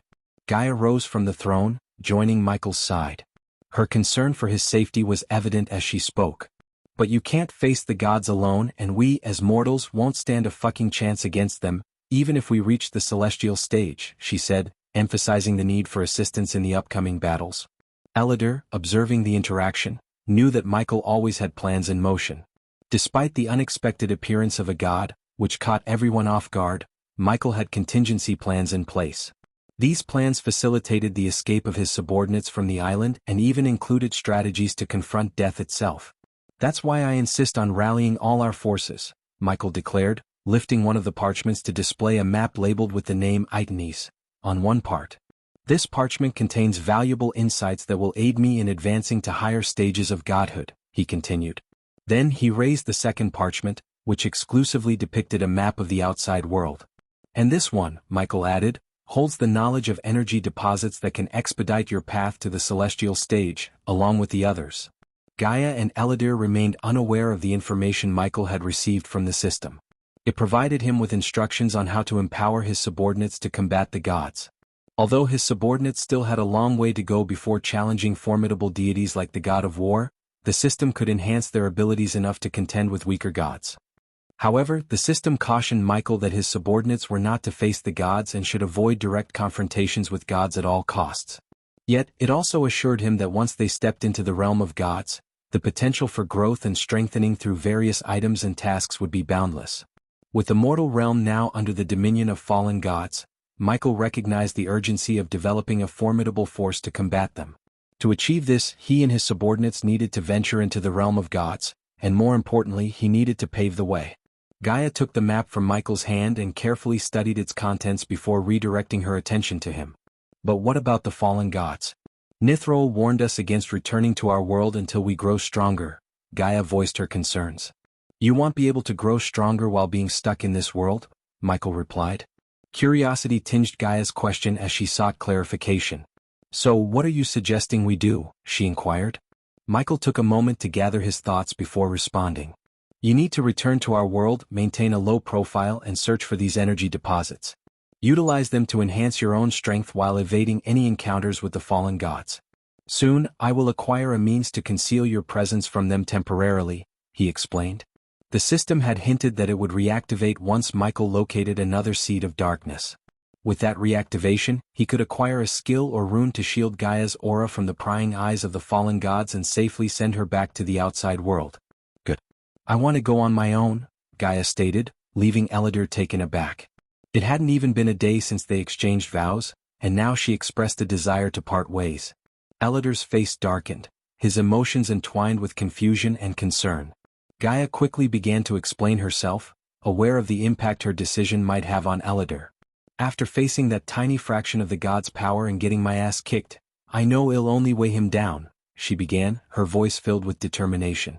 The places he's about to venture into will undoubtedly be filled with threats that I, unfortunately, can't handle. Sticking by his side would not only make me useless, but it could also make me a liability, even a potential hostage against him. However, if I return to the outside world, I can make a tangible difference and provide real assistance. As much as I hate leaving his side, it's our best option at this moment. Time is precious, and every minute we waste is a minute our enemies have to grow stronger, Gaia concluded, her conviction shining through her words. Michael let out a sigh of relief, grateful that Gaia understood the situation so well.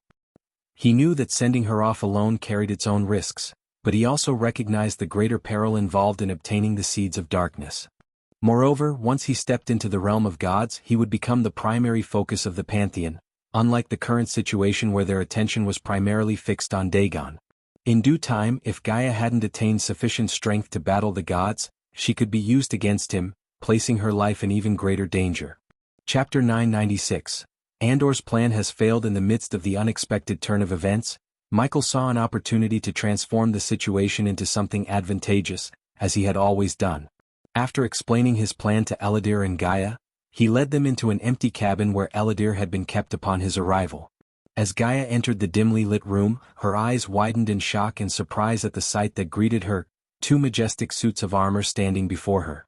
I had hoped to present this to you under different circumstances, but now you need it more than ever, Michael said, his voice steady and determined.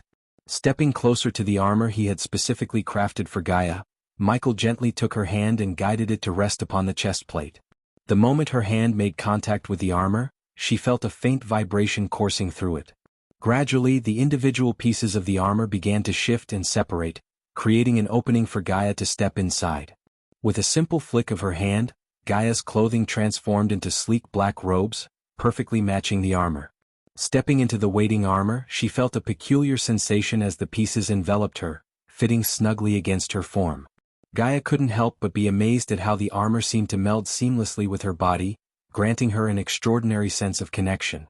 With a mere thought, she commanded the armor to encompass her head, and in an instant the helmet formed, concealing her face behind an imposing black skull visage. Eager to explore the capabilities of her newfound armor, Gaia took a confident step forward, mentally urging the armor to unveil its hidden attributes. Responding to her intentions, the once billowing black cape attached to her robes disappeared from sight, seamlessly integrating into the armor. Then, to Gaia's astonishment, magnificent metal wings sprouted from her back, their surfaces gleaming in the soft candlelight of the cabin. This armor, wow, it's just perfect. Overwhelmed by the sheer magnificence of her armor, Gaia found herself at a loss for words, standing in awe as Michael, too, stepped into his own suit. The armor embraced him seamlessly, fitting him perfectly as he moved forward, testing its functionality with clenched fists. With a swift motion of his hand, Michael summoned his dark swords, which effortlessly slid into the scabbards integrated into the back of his armor. Satisfied with the smoothness of the sheathing, Michael cracked his neck and turned his gaze back to Gaia, ready to embark on their impending journey. "Let's go. We'll be setting off soon," Michael announced. With Gaia trailing behind him in her newfound armor, Michael exited the cabin with a plan to become the god he was meant to be. Michael stood at the center of the clearing, his voice resonating like thunder as he called out for Thilv and Taskin. The two wood elves swiftly made their way to him, their eyes widening in astonishment at the sight of Michael and Gaia donned in their magnificent black armor. Gaia received the map containing energy deposits, while Michael held the map containing the seeds of darkness. "My lord," Thilv and Taskin bowed respectfully upon reaching him, still captivated by the regal presence of Michael and Gaia. "Taskin, Thilv, I'd like you to meet Gaia. My wife," Michael introduced Gaia, the wood elves quickly surmising the connection between the two. "It is our utmost honor and blessing to be in your presence, my lady," Taskin and Thilv expressed their reverence. "As long as you serve us with loyalty, prosperity shall be your constant companion," Gaia responded graciously. Michael then opened the map, directing their attention to a specific area in Itines. Thilv and Taskin leaned in, studying the map intently before returning their gaze to Michael, awaiting further instruction. "My lord, if you permit, we have something to show you," Taskin spoke, to which Michael nodded in agreement. The two wood elves hurried to their houses and returned with a large leaf, serving as a makeshift parchment. They presented a map drawn on the dried blue leaf, which surprised Michael. "After your departure, my lord, we expanded our scouting range and meticulously mapped the surroundings. The location you mentioned houses a Sky Hall outpost, and according to messengers from the mountain tribe," Taskin began explaining. "Fucking assholes," Gaia interjected, her disdain for the Sky Hall soldiers evident. "Do you have any knowledge of their activities in that area?" Eladir inquired. "No, my lord. The place is heavily fortified, and any attempt to infiltrate would result in certain slaughter," Taskin confessed. Michael had hoped to obtain a seed of darkness without engaging in combat against the Sky Hall soldiers. However, with the realization that Sky Hall forces surrounded the nearest seed of darkness, he had no alternative but to confront them head-on. "Thadim, how many of these outposts have you discovered in your world?" Gaia asked. "To date we have encountered 15 outposts, my lady. However, we suspect there are more concealed within the forest and uncharted territories of our world," Taskin revealed. "Eladir, remain here with them and fortify the village to the best of your abilities. Use the arch crystals if necessary." Michael issued his instructions to Eladir, placing emphasis on the importance of protecting the village. He then stored the map back in his system storage. "These Sky Hall soldiers possess something that belongs to me and I must retrieve it," Michael stated with a grave tone, conveying the seriousness of the situation. Turning his attention to Thilv and Taskin, Michael continued, "You two remain here and continue scouting. But refrain from engaging the Sky Hall soldiers directly. If they are establishing an outpost, they must have ulterior motives and I want to know their plans." "Yes, my lord," Thilv and Taskin acknowledged in unison.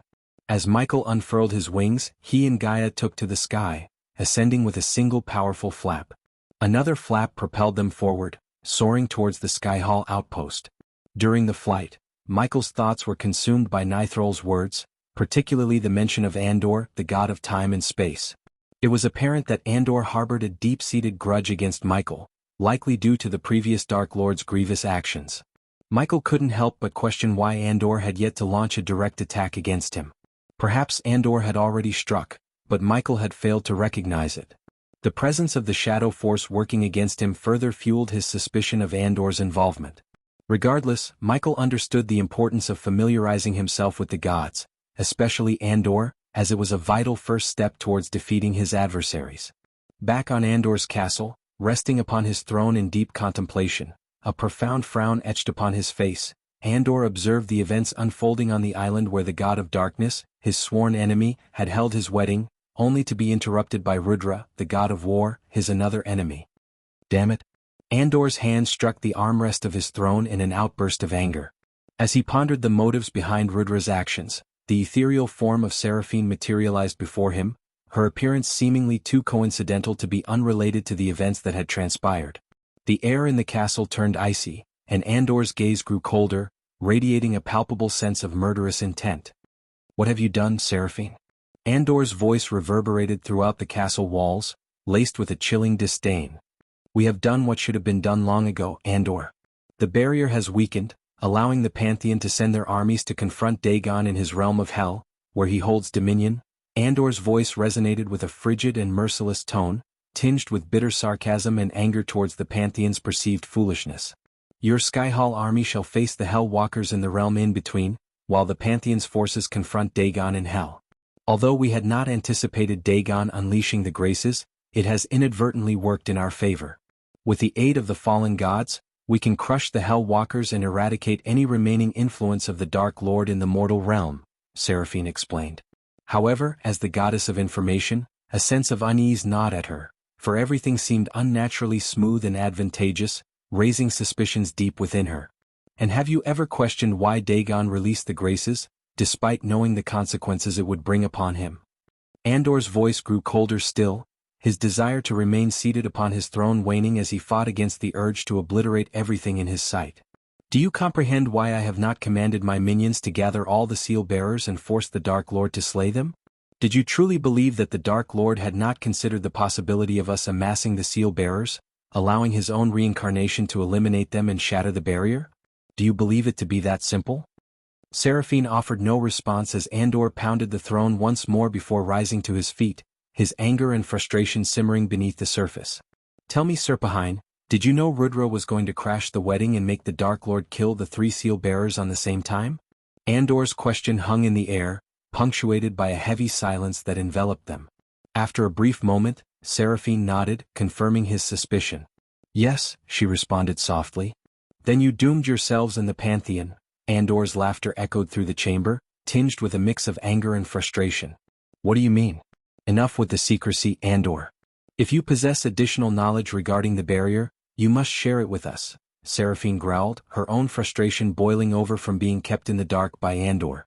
"I remain secretive because I know that you and the rest of the Pantheon would only interfere with my plans. However, I never expected you to be so foolish as to seek the assistance of Rudra, a mindless brute," Andor shouted, his voice reverberating through the halls as the castle trembled beneath his fury. "He must have orchestrated it all, foreseeing this outcome," Andor muttered, his fists clenched tightly as he brooded upon the god of darkness and his intricate schemes.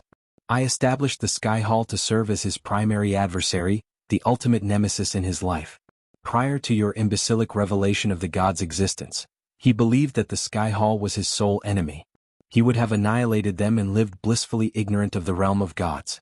During that time, we could have sought a permanent means to eliminate him, or better yet, allowed Noah, his own brother, to be his executioner. And if Noah had failed, we could have struck him down when he was weakened. The opportunities were limitless when he believed he had no adversaries. A lion is most vulnerable when its hunger is sated." Andor's voice reverberated with anger as he explained the intricacies of his thwarted plans. The Pantheon and Seraphine had underestimated the god of darkness, and their short-sightedness had ruined everything. In their eyes, Dagon posed the greatest threat, unaware of the imminent danger the god of darkness represented to the Pantheon. But now he is once again on the prowl. He now knows that there exists a realm beyond mortals, a realm of gods. He is aware of the existence of other gods apart from his own brother. And thanks to Rudra's assault on his wedding, he now sees the gods and the Pantheon as his enemies. If you believe Dagon to be a formidable adversary, think again when the god of darkness aligns himself with Dagon, decimating the Pantheon's army without mercy. Andor's fury grew as he still couldn't fathom the Pantheon's foolishness in revealing themselves and engaging in conflict with the god of darkness. "And by slaying the 3 seal-bearers on the same day, you have inadvertently created a breach in the barrier, allowing him to traverse between the realm of gods and retain his immense power," Andor bellowed. "Typically, when a mortal attains the celestial stage, they are drawn into the realm of gods and transformed into worshippers, devoid of their own power. The barrier erected by the previous Dark Lord prevented mortals from reaching this stage. However, Andor knew that the previous Dark Lord had orchestrated this to ensure his own reincarnation would be the first to ascend to the celestial stage, exploring the realm of gods and safeguarding mortals from becoming mindless devotees of the Pantheon. For centuries, Andor meticulously crafted the facade of the Sky Hall as the arch-nemesis of the current Dark Lord, keeping him blissfully unaware while Andor plotted his revenge in the shadows. He had diligently concealed the existence of the realm of gods from the Dark Lord, but his plan had now crumbled. Through the simultaneous slaying of the 3 seal-bearers, a fissure in the barrier emerged, preventing the realm of gods from stripping the Dark Lord of his power. As a last resort, if the Dark Lord were to discover the realm of gods and embark on a journey driven by curiosity, he would have entered as a humble divine being void of his powers. However, due to the recent turn of events, he would now step into the realm of gods as a fully fledged god. How do you possess this knowledge? Seraphine inquired, her curiosity piqued. As the goddess of information, even she had limited understanding of the barrier and its intricacies. And yet, Andor, who had been confined to his castle for the past 5 millennia, seemed to have acquired a greater understanding of the barrier than any other god in the pantheon. I am the fucking god of time and space, Andor declared with emphasis. For the past 5,000 years, I have devoted every moment to studying the barrier and delving into the mind of the god of darkness. Suddenly, Andor burst into boisterous laughter, a sudden shift from his previous demeanor that caught Seraphine off guard. Why are you laughing? Seraphine inquired, perplexed by his sudden change in behavior. Because now, the Pantheon must work their assess off to find a means to free me from this castle, Andor chuckled. As I am your only hope in saving the Pantheon from his impending wrath. Chapter 997, Making Gods. After Andor's initial plan had failed due to the Pantheon's hasty decision-making and their limited knowledge of the god of darkness' true threat, Andor had to resort to his backup plan. It was understandable that the Pantheon underestimated the god of darkness, as they had witnessed firsthand the devastation caused by Dagon, unlike the god of darkness who had reset the universe before engaging in a full-scale war against the Pantheon. However, as the god of time and space, Andor was well aware of the formidable power possessed by the god of darkness. Back in Xianxia's castle, she entered a brightly illuminated hall, clutching 2 glass cubes in her hands. These cubes housed radiant orbs of light that emitted a pulsating, immense energy. Carrying the cubes, Xianxia proceeded towards a set of glass tubes where Evan and Alara Vauren lay submerged in a shimmering silver liquid. They were unconscious, connected to various small tubes that extended into their bodies. Outside the glass tubes, a control panel adorned with glowing runes had been constructed. A figure was busy adjusting the tubes and tinkering with the intricate mechanisms, gears, and bolts as Xianxia approached Evan and Alara. How's the progress, Hammond? Xianxia inquired, her gaze fixed on the young man who had been working on the intricate mechanisms. Hammond stood up and turned around, his eyes immediately drawn to the 2 glass cubes in Xianxia's hands. He instinctively reached out towards the pulsating energy, but Xianxia swiftly intervened, preventing him from touching the glass cubes. Hammond snapped out of his daze, appearing stunned. They are indeed, Xianxia confirmed, acknowledging Hammond's unspoken question. However, she restrained him from making contact with the cubes. Hammond seemed taken aback by the realization. They are prepared, my lady. I just need a few moments to calibrate the energy valves. But I must warn you again, I haven't tested this contraption, and I can't guarantee its functionality, Hammond cautioned. Among the various peculiar inventions he had crafted for Xianxia, the energy transfer device was the most hazardous and volatile. It boasted an intricate array of runes and mechanisms, challenging even his brilliant mind to fully comprehend. It will work, Hammond, Xianxia asserted with unwavering confidence. The design of this contraption had been bestowed upon her by a god, and in her experience, the god had never faltered. However, Xianxia opted to keep the existence of this deity concealed from her mortal followers. Acknowledging Xianxia's assurance, Hammond cautiously extended his trembling hands. Finally, Xianxia handed him the glass cubes containing 2 graces, one for Evan and another for Alara. Since these graces did not originally belong to Evan and Alara, who were mere mortals, Xianxia understood that time and the proper utilization of the contraption were essential for the graces to settle within their mortal vessels. With the Dark Lord banished from the mortal realm, Xianxia knew she had all the time necessary to execute her plan. Hammond carefully positioned the 2 glass cubes, each containing a grace, into the hollow spaces on the dashboard adjacent to the tubes where Alara and Evan were submerged.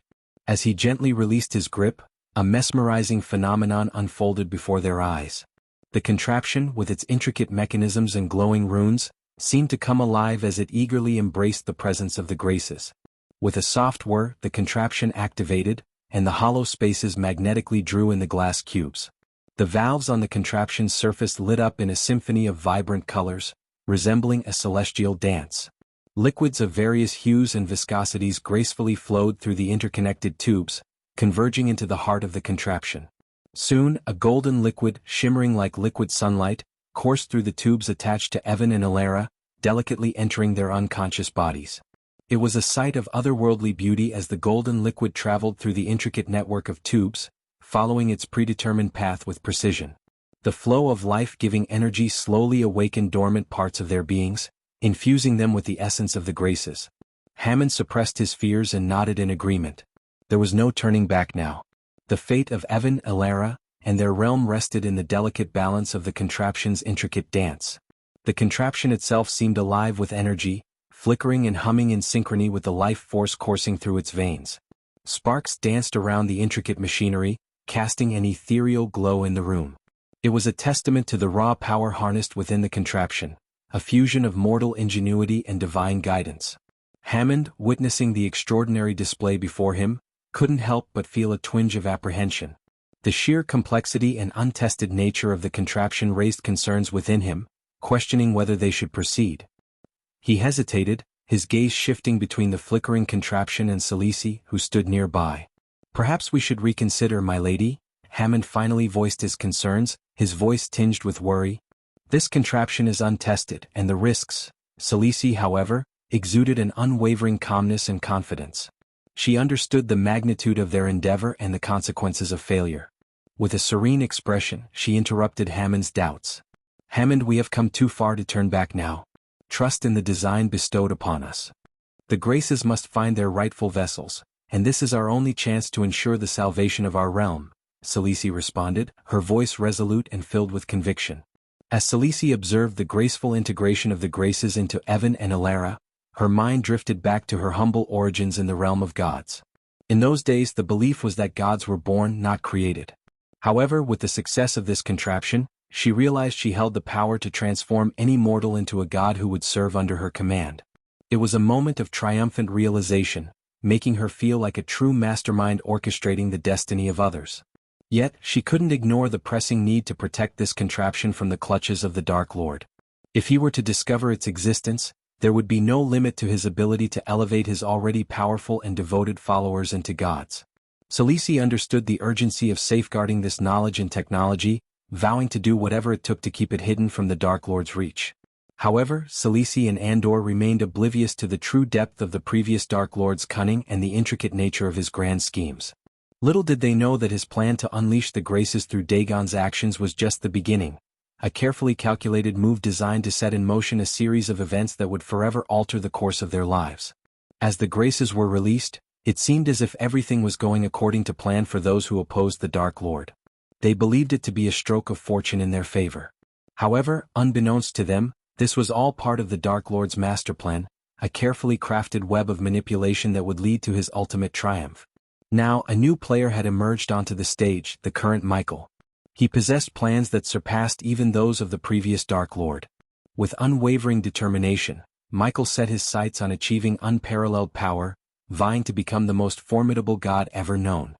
His ambitions soared higher than any before him, fueling his relentless pursuit of dominance. Celici and Andor, engrossed in their own endeavors, were unaware of the intricate tapestry woven by the previous Dark Lord. Little did they suspect the magnitude of the challenges that lay ahead or the cunning brilliance of the mastermind orchestrating it all. As the radiant golden grace gradually permeated the bodies of Evan and Alara, an intense tremor engulfed them within the glass tubes. Violent quivering shook their forms, causing an eruption of sparks from the contraption and flickering lights that danced around the room. Unforeseen gusts of wind materialized, creating a miniature storm that whipped through the hall. Hammond's voice rose in panic amidst the chaos. "My lady, this isn't going well, they might perish," Hammond exclaimed, shielding his face from the fiery sparks with a trembling hand. While Hammond recoiled from the powerful gusts, Celici stood firm, unaffected by the forceful winds, her eyes fixed upon the grace's ethereal progression into Evan and Alara. Unlike Hammond, she sensed the immense power radiating from within them, a testament to the grace's successful integration. "Hammond, we are not simply baking cookies," Celici replied calmly, her voice cutting through the tempestuous air. "We are making gods."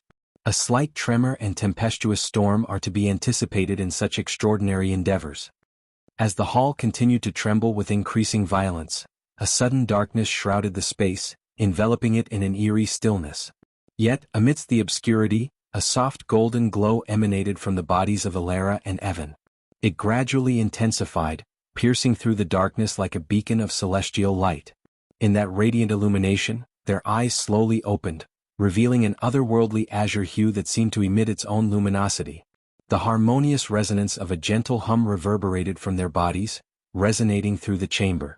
It was a sound that whispered of newfound power and divinity. Then, as if guided by an invisible force, the glass tubes that had contained them shattered into countless shards. Alara and Evan, now transformed into gods, hovered effortlessly in the air, liberated from the confines of mortal restraints. With a serene and commanding presence, they advanced forward, their movements grace personified. The hall, which had once trembled with chaos, now stood in awe of their ethereal forms. The atmosphere was charged with anticipation as the pantheon witnessed the birth of two new deities, their very existence altering the course of destiny. A few moments later, the chandeliers flickered back to life, bathing the room in their warm glow. The hall gradually returned to its familiar state, but Hammond's eyes remained widened with astonishment. He didn't even notice the tiny cuts on his face, the remnants of the shattered glass tube that had grazed him. All of his attention was fixed on Evan and Alara, who had gently descended to the ground, their newfound power palpable in the air. Salisi turned to them, her gaze filled with curiosity and satisfaction. "How do you two feel?" she asked, eager to hear their impressions. Evan, still trying to make sense of the transformation he had undergone, voiced his confusion. "What is this power?" he inquired. His memories were hazy, recalling Sales's promise of granting him new abilities and urging him to step into the tube filled with shimmering liquid. After entering the tube, darkness had swallowed him, and his consciousness faded away. Now as he awakened he felt a profound change coursing through his being, a power unlike anything he had ever experienced before. While Evan sought answers from Salisi, Hammond discreetly observed their cultivation levels, hoping to gauge the extent of their newfound abilities. Yet, to his shock, the power radiating from them defied all comprehension. The energy that enveloped Evan and Alara surpassed any mortal cultivation he had ever witnessed. The graces infused within their bodies had shattered the limitations of mortal potential, propelling them into the realm of fledgling gods. Although they had yet to unlock the depths of their inner powers like the enigmatic Dark Lord, given time and Sales's guidance, they possessed the potential to become the very gods that Salisi had envisioned. "You both should rest now. You've been through a lot and we have much to accomplish," Salisi advised, concern evident in her voice. Although Salisi felt a surge of delight at gaining another advantage over the Dark Lord, she remained vigilant. She understood the gravity of the situation and refused to underestimate her formidable adversary. At any given moment, the Dark Lord could seize the opportunity to turn the tables on her. Salisi was well aware that underestimating him could lead to dire consequences, even risking her own life. Therefore she was determined to stay cautious and prepared for any challenges that lay ahead. Chapter 998. Seed of Darkness. Back on Aitnes, Michael and Gaia soared through the expansive blue sky, their wings carrying them gracefully above the lush and vibrant forest below. Despite the breathtaking scenery surrounding them, Michael remained lost in his own thoughts, his mind consumed by plans and strategies to confront the gods. Not a word escaped his lips as he delved deeper into his contemplations, focused on the daunting task that lay ahead. After flying for nearly 3 hours, a majestic mountain came into view on the horizon. Its towering peaks seemed to kiss the heavens, casting shadows over the land below. As Michael and Gaia drew closer, they noticed the presence of an outpost nestled upon the mountain's rugged slopes. The Skyhall soldiers had established this formidable fortress, complete with towering structures, imposing metal gates and vigilant soldiers clad in gleaming armor patrolling its premises. As Michael and Gaia approached the outpost, the aftermath of its establishment became apparent. The once vibrant and flourishing forest surrounding the outpost had been mercilessly destroyed, reduced to a desolate expanse of ashen ground. The stark contrast between the lifeless, charred earth and the edge of the forest, still adorned with its array of colors, was a sobering sight. Even from above, Michael and Gaia could feel the residual heat radiating from the scorched ground. The flames set by the Skyhall soldiers to clear the area and secure their outpost had left an indelible mark on the landscape. The scent of smoke lingered in the air, a reminder of the destruction that had taken place. As Michael and Gaia hovered in the sky, Michael's piercing gaze fixated on the outpost sprawled before him. The outpost resembled a formidable fortress, strategically positioned at the base of the tall mountain. Its towering structures, constructed with sturdy stone and reinforced with metal, stood as a testament to the Skyhall soldiers' determination to maintain their hold on this territory. From his vantage point, Michael discerned the complex layout of the outpost. The main entrance, guarded by a pair of massive metal gates, served as the primary access point. The gates were flanked by watchtowers, providing an elevated view of the surroundings. He noticed the patrolling soldiers, clad in gleaming metal armor, marching along designated routes, their disciplined footsteps echoing through the outpost. The perimeter of the fortress was encircled by a tall stone wall, punctuated by arrow slits and battlements, offering the defenders a strategic advantage. Michael's keen eyes scanned the wall, searching for any weak points or vulnerabilities that could be exploited. He noted a section where the stones seemed weathered, a potential target for breaching the defenses. Within the outpost, Michael estimated a considerable number of soldiers, their presence indicated by the bustling activity and occasional clanking of armor. The outpost was a well-guarded stronghold, a testament to the Skyhall soldiers' readiness to protect their position against any opposing force. Michael mentally mapped out the outpost, committing its structure and layout to memory. He knew that any attempt to infiltrate and confront the Skyhall soldiers would require careful planning and precise execution. These idiots appear to be complacent and unaware, Michael. We have the advantage of surprise on our side. Let's storm the shit out this outpost, Gaia suggested, her anger still simmering from the recent wedding chaos caused by Rudra. The Skyhall soldiers seemed like the perfect outlet for her pent-up frustration. However, Michael opted for a more measured approach. Just give me a moment, Michael calmly replied, conjuring a pair of drones from his storage system with a swift motion of his hand. He commanded the drones to hover discreetly above the outpost, scanning the area for additional information beyond the soldiers' sight. He also wanted to eavesdrop on the conversations among the soldiers gathered around a campfire within the outpost. While it would have been easy for Michael to obliterate the outpost simply, his primary objective was to acquire the Seed of Darkness, an enigmatic object or source of energy whose nature remained unknown to him. He needed to gather as much information as possible about the outpost and the knowledge possessed by the Skyhall soldiers before launching an attack. As an experienced hitman, Michael understood the paramount importance of preparation and acquiring even the smallest morsel of information to ensure the success of his mission. With the drones buzzing and soaring through the sky, Michael and Gaia focused intently on their earpieces, listening to the audio transmitted from the drones. As Michael and Gaia listened attentively to the transmitted audio from the drones, the soldiers' conversation around the campfire unfolded before them. "I can't stand this world anymore. It's so boring," one soldier grumbled, a hint of nostalgia evident in his voice.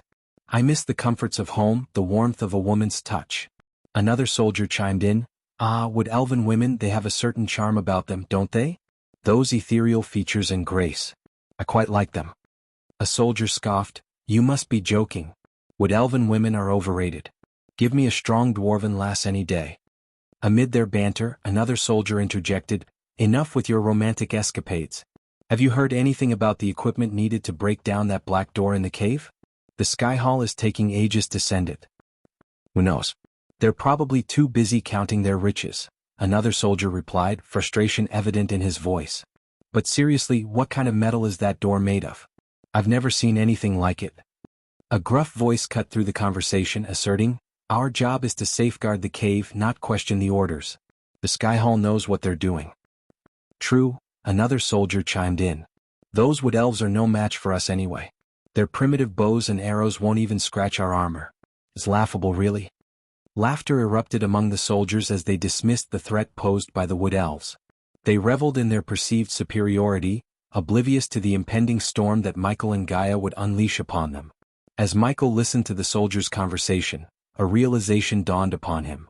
The black door they spoke of, with its mysterious composition and the Skyhall's delay in providing the necessary equipment to breach it, seemed to align with the possible location of the Seed of Darkness. A surge of excitement coursed through him, knowing that he was one step closer to achieving his goal. Turning to Gaia, he spoke in hushed tones, "We have a valuable piece of information. That black door they mentioned might be guarding what I want. We need to be patient and strike under the cover of darkness when they least expect it." Gaia nodded in agreement, understanding the strategic advantage of waiting for the right moment. Together, they planned to unleash their assault when the nightfall cloaked their movements and the soldiers would be caught off guard. While Michael and Gaia formulated their plan, the drones continued their reconnaissance. As they scanned the surroundings, one drone came across a tent where several soldiers, not wearing their heavy armor, were busily preparing food for the upcoming dinner. Michael's lips curled into a devilish smile as he plotted a devious scheme. "Look, Gaia," he whispered, his eyes gleaming with mischief. "We have an opportunity to give these soldiers a special treat." With calculated precision, Michael maneuvered the drone closer to the tent, capturing footage of the soldiers handling the ingredients and preparing the meals. His mind whirred with thoughts of infusing the food with a subtle poison, a method to weaken their ranks before their ultimate assault. The information they gathered would serve a dual purpose. Not only would it provide crucial intelligence about the outpost, but it would also facilitate Michael's plan to incapacitate the soldiers without expending unnecessary energy or risking their own safety. The realization that Aitnes lacked the arch-energy or celestial energy he needed to fuel his cultivation power prompted Michael to conserve his limited resources, particularly his precious arch-energy crystals. He knew that every decision had to be strategic, and his new plan offered a means to achieve their objectives with minimal confrontation. Descending gracefully through the dense forest canopy, Michael landed gracefully on a sturdy branch of a towering tree, positioning himself and Gaia to observe the outpost from a vantage point. With a flick of his wrist, he summoned the drones back to his side, their mission of reconnaissance complete. "I can see what you are up to, but I still want to storm the outpost and kill them with my own hands." Gaia expressed her desire to storm the outpost and engage in direct combat, her fiery spirit eager for action. However, Michael remained resolute, his calm demeanor reflecting his calculated approach. "The best fight is one we win without raising our fists," he responded, his voice steady and assured. He knew that leveraging their advantage and avoiding unnecessary conflict would maximize their chances of success. As the drones returned, Michael deftly retrieved colorless vials from his system storage. Tapping the drone's undersides, he revealed a hidden compartment large enough to accommodate each vial. Placing the vials inside, he sealed the compartments with practiced ease. With the vials securely in place, the two drones resumed their flight towards the outpost. However, Michael knew that getting close enough to poison the boiling porridge cauldron undetected would be a challenge. He needed a distraction, and fortunately, his wife possessed a talent for creating chaotic diversions. "Honey, if you may," Michael playfully requested, fully aware that using the endearment would elicit a response from Gaia. As expected, she rolled her eyes and playfully punched him on the shoulder. Even in the midst of their mission, Michael took joy in teasing her and making her angry. "That sounds so cringe, I want to throw up," Gaia quipped, summoning her long bow into her hand with a swift motion. Knocking an explosive arrow onto her bowstring, she took aim at a tent situated a distance away from the food preparation area. Her intention was to create an explosion that would draw the attention of the soldiers, prompting them to rush outside to investigate. With a steadying breath, Gaia focused her aim and released the arrow. The explosive projectile soared through the air, covering a distance of at least 400 meters before finding its mark on the targeted tent. In an instant, the arrow detonated with a resounding blast, unleashing chaos within the outpost's confines. The sudden explosion jolted the soldiers inside the food preparation tent, startling them from their tasks. They hurriedly abandoned their work, rushing outside to assess the situation. The commotion spread like wildfire, causing a ripple of shock and tension among the other soldiers stationed within the outpost. "What the hell was that?" exclaimed a burly soldier with a thick beard, his eyes scanning the surroundings for any signs of danger. "I don't know, but we need to find out," responded a wiry soldier, gripping his spear tightly as he joined the others in investigating the source of the explosion. As the soldiers anxiously dispersed, their attention fixated on the aftermath of the blast, Michael seized the opportunity. Swiftly maneuvering the drones, he expertly controlled their movements, guiding them toward the various food stations scattered around the outpost. With each drone equipped to spray the poison from the concealed vials, Michael directed them to contaminate every dish, including the large cauldron of porridge bubbling over an open flame. "Let's make sure they all get a taste of our little surprise," Michael muttered, his voice filled with devious satisfaction. The drones moved swiftly and efficiently, their poison-laden sprays coating the meals, unseen by the soldiers preoccupied with the explosion. Just as quickly as they had arrived, the drones retreated into the sky, disappearing from sight before anyone could spot them.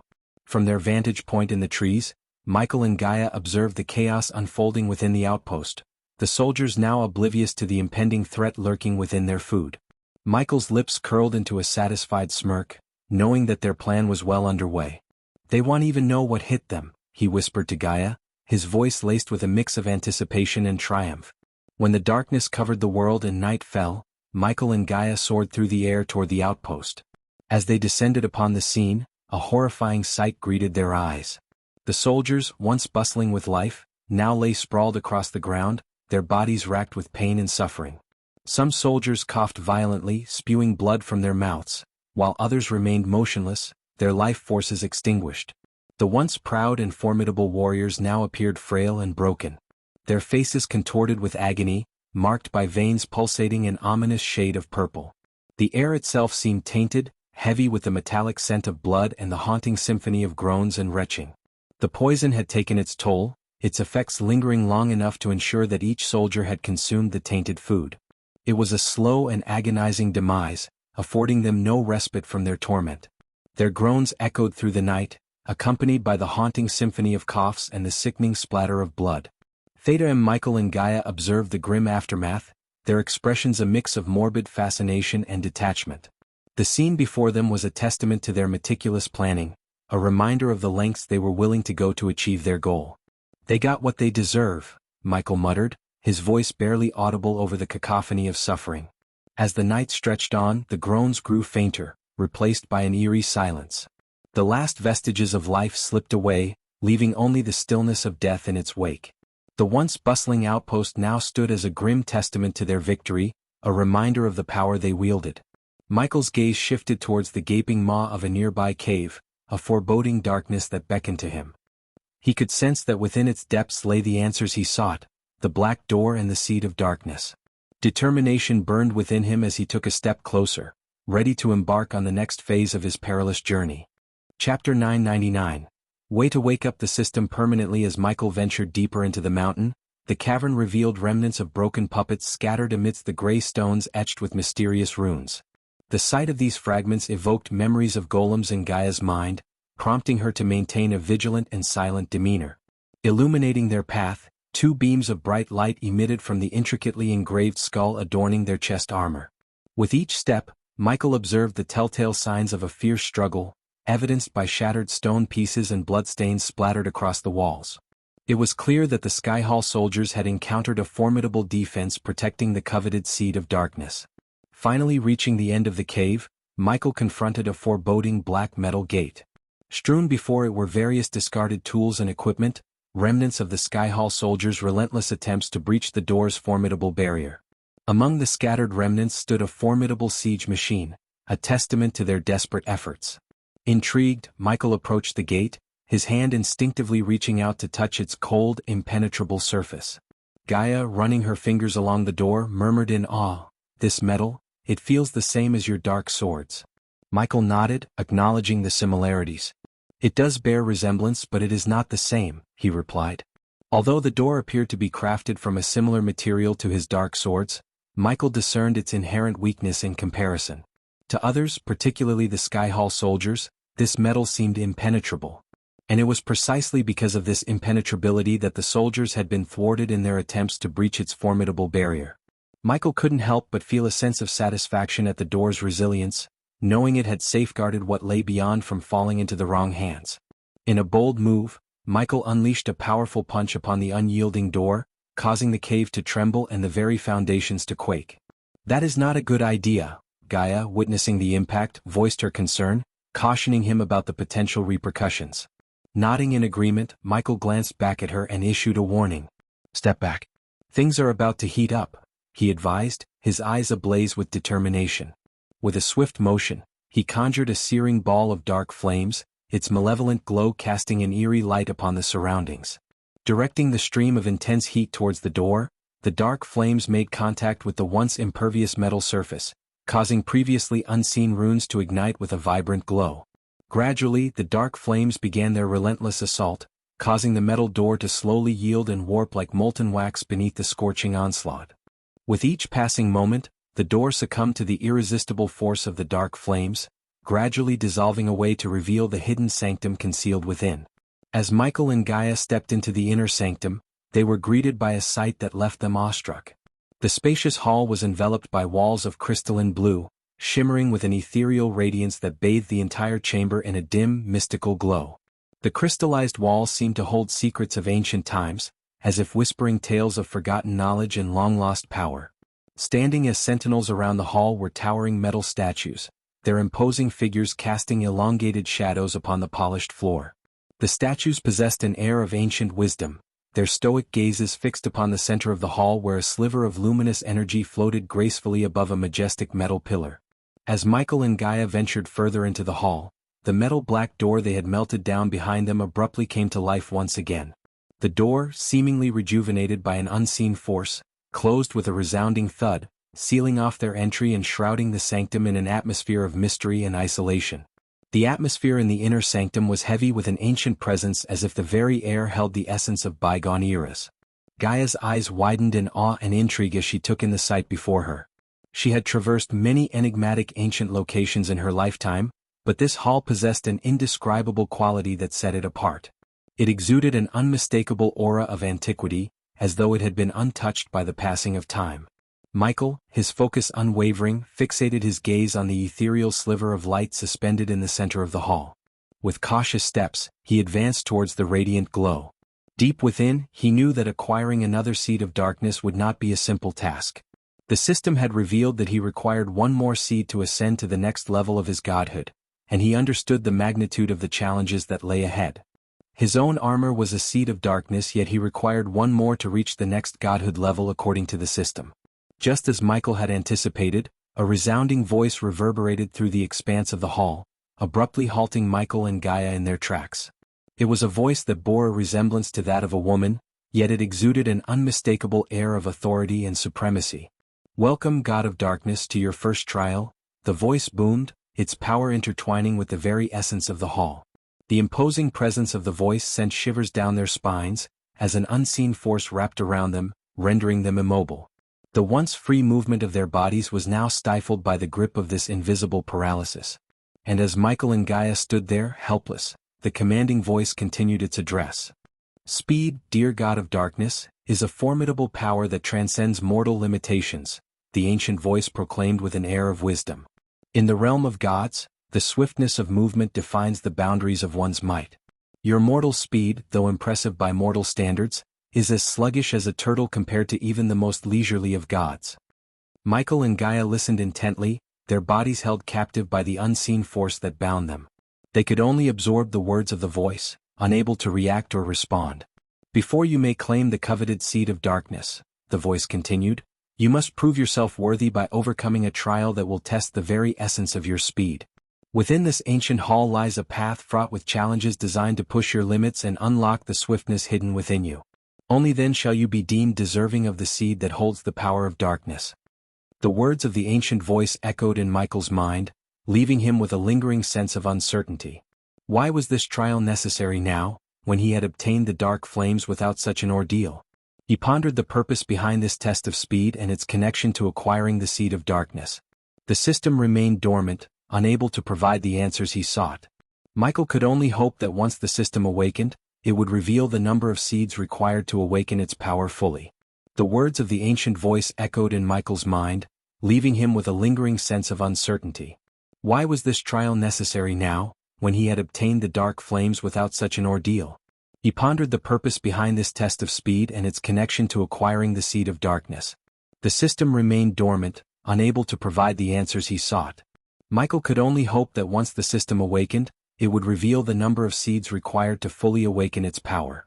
As the echoes of the ancient voice faded, the oppressive force that had held Michael captive dissipated, granting him the freedom to move. However, Gaia remained ensnared, still trapped by the invisible grasp of the unseen power.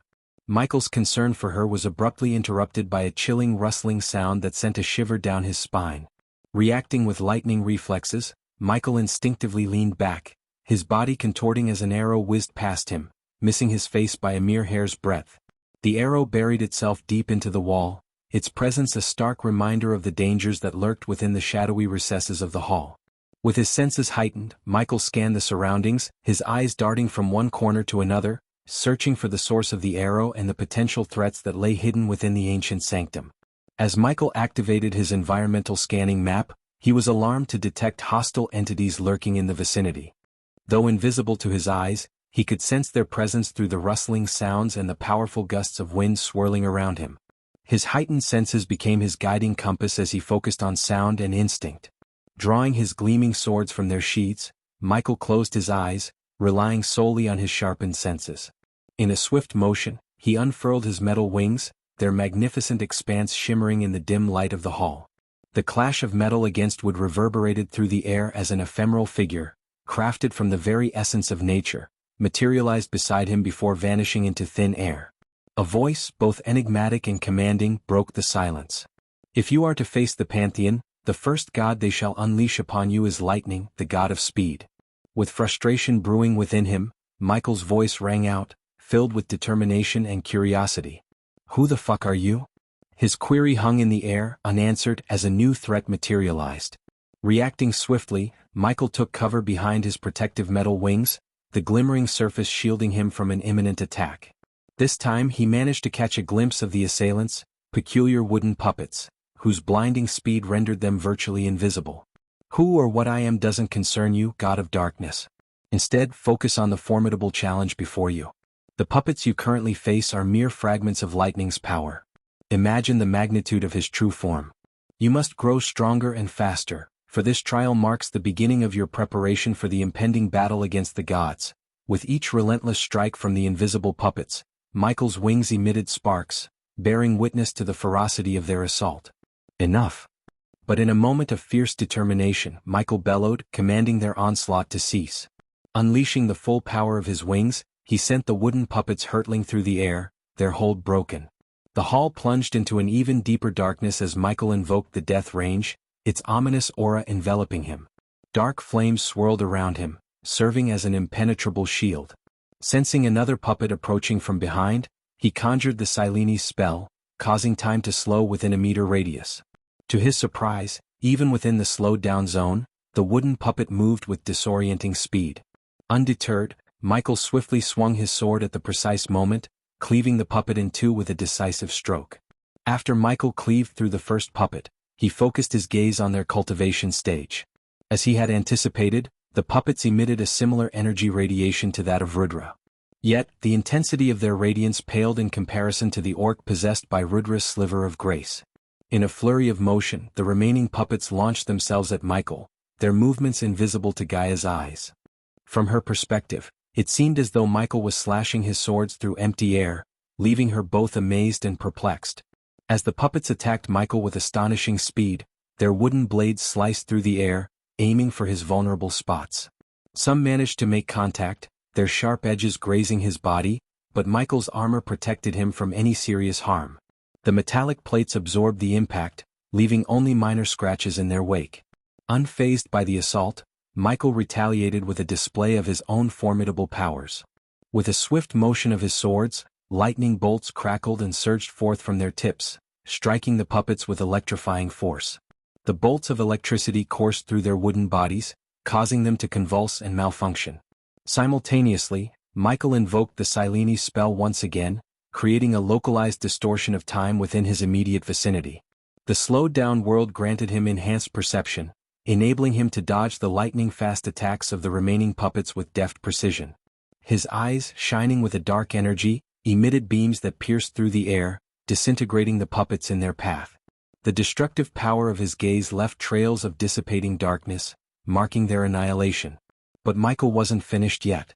Drawing upon his inner reservoirs of power, he conjured the Ring of Flames. Black-colored flames erupted from his outstretched hands, forming a fiery vortex that engulfed the area around him. Waves of scorching heat radiated outwards, disintegrating any remnants of the puppets that dared to approach. The battle raged on, an intricate dance between the God of Darkness and the seemingly invincible puppets. Michael's movements were fluid and precise, his attacks calculated and devastating. With each passing moment, the puppets dwindled in numbers, their wooden bodies succumbing to the relentless onslaught. The air crackled with energy, illuminated by the flashes of lightning, while the echoes of clashing metal and the roar of flames reverberated throughout the ancient hall. As frustration swelled within Michael, He could no longer contain his pent-up emotions. His voice thundered through the hall, "I am sick of fighting these pointless battles." With a surge of power, he stomped the ground with such force that the very earth quivered beneath him. Cracks spread across the ground like a web, disrupting the puppet's stability and throwing them off balance. Seizing this golden opportunity, Michael propelled himself forward, his speed augmented by his determination. He sprinted towards the shimmering sliver of bright energy that hovered at the center of the hall. With outstretched hand, he reached out and clasped it tightly within his grasp. As his fingers closed around the pulsating sliver, a surge of energy coursed through Michael's body. It was as if he had tapped into a wellspring of power that resonated with his very essence. The radiance of the energy seeped into his being, empowering him with renewed strength and resolve. The puppets, momentarily stunned by the ground-shaking impact and their sudden loss of balance, struggled to regain their composure. But it was too late. Michael's swift and decisive action had secured the coveted sliver of energy, a crucial step towards his ultimate goal. The moment Michael touched the sliver of energy, he felt a gush of hot wave in his body. Soon he heard the system's voice. Absorbing lightning's sliver of grace. Absorbing energy. Converting the grace energy into experience points. Experience points converted 200,000. Experience points converted 600,000. Congratulations to host Michael for leveling up. The current stage is half celestial stage level 3. The system absorbed the energy like crazy, and the more the system absorbed the energy from the sliver of grace, the weaker the puppets became and fell to their demise. Once all the puppets were fallen, the system talked to Michael once again. Congratulations to the host for acquiring another seed of darkness. The host now has 2 seeds of darkness and will be able to start the ascension to the next godhood level demigod. The system recommends the host step into the celestial stage before starting the ascent on. What is this trial and what's the point of all this? Michael asked the system. An ally of your previous self created this trial. Unfortunately, this ally was madly in love with your previous self, so she made the trial easy. The system can sense her presence. What the? Michael was taken aback by surprise and instinctively looked around. Is she watching me right now? And who is she? Michael asked the system. The system can sense her presence. Your previous self used her to make this trial easier for you to level up faster. But the upcoming trials won't be as easy as this. To reach the 3rd stage of your godhood, you are required to acquire 3 seeds of darkness. Before Michael could ask more about this unknown ally who was in mad love with the previous Dark Lord, the system changed the topic. When will you come out of offline permanently? The host needs to acquire 1 more seed of darkness to enable the system to harvest experience points in offline mode. Once the host reaches the celestial stage, the system will come out of offline permanently and will not go offline again. 1 more chapter and we will reach 1000 chapter mark. Thank you my wonderful readers for keep supporting me. Sorry this chapter got dragged on, as this chapter flesh out the details for the future chapters. This is the filler chapter for the next arc, and the next arc will have so much actions and a fast-paced story. Chapter 1000. Infiltrating the Sky Hall Eye. After harnessing the empowering energy of the sliver, Michael turned his attention to the system's store. With his accumulated badass points, he swiftly purchased a special teleportation scroll and a potent rune to conceal Gaia's presence from the prying eyes of the fallen gods. The transaction depleted a significant portion of his hard-earned points, but he knew these items would be crucial for their upcoming missions. Gaia, fully aware of the importance of her role, prepared to depart from the inner sanctum. She clasped the rune in her hand, feeling its ancient power resonate within her. With a nod of determination, she stepped onto the designated teleportation circle, activating the scroll.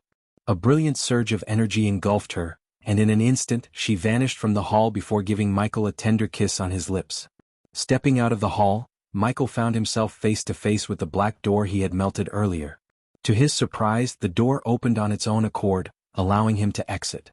As he emerged from the cave, his environmental scanning map alerted him to the presence of hostile entities in the vicinity.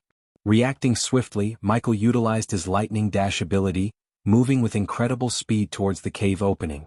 Once he reached the mouth of the cave, the Sky Hall soldiers who had been stationed at the outpost lay lifeless on the ground, their bodies riddled with bloody wounds.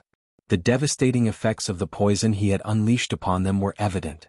The sight of the fallen soldiers left the surviving Sky Hall soldiers in a state of terror and shock. They gazed upon the grim scene, their faces etched with a mix of fear and disbelief. Michael's poison had taken its toll, and the soldiers lay motionless, their life forces drained away. The air hung heavy with the stench of blood, and a haunting silence enveloped the area. The Skyhall soldiers stood frozen in shock and disbelief as they beheld the lifeless bodies of their fallen comrades. They gathered around, their faces filled with a mix of horror and confusion. One soldier exclaimed, "What happened here? How did they all die?"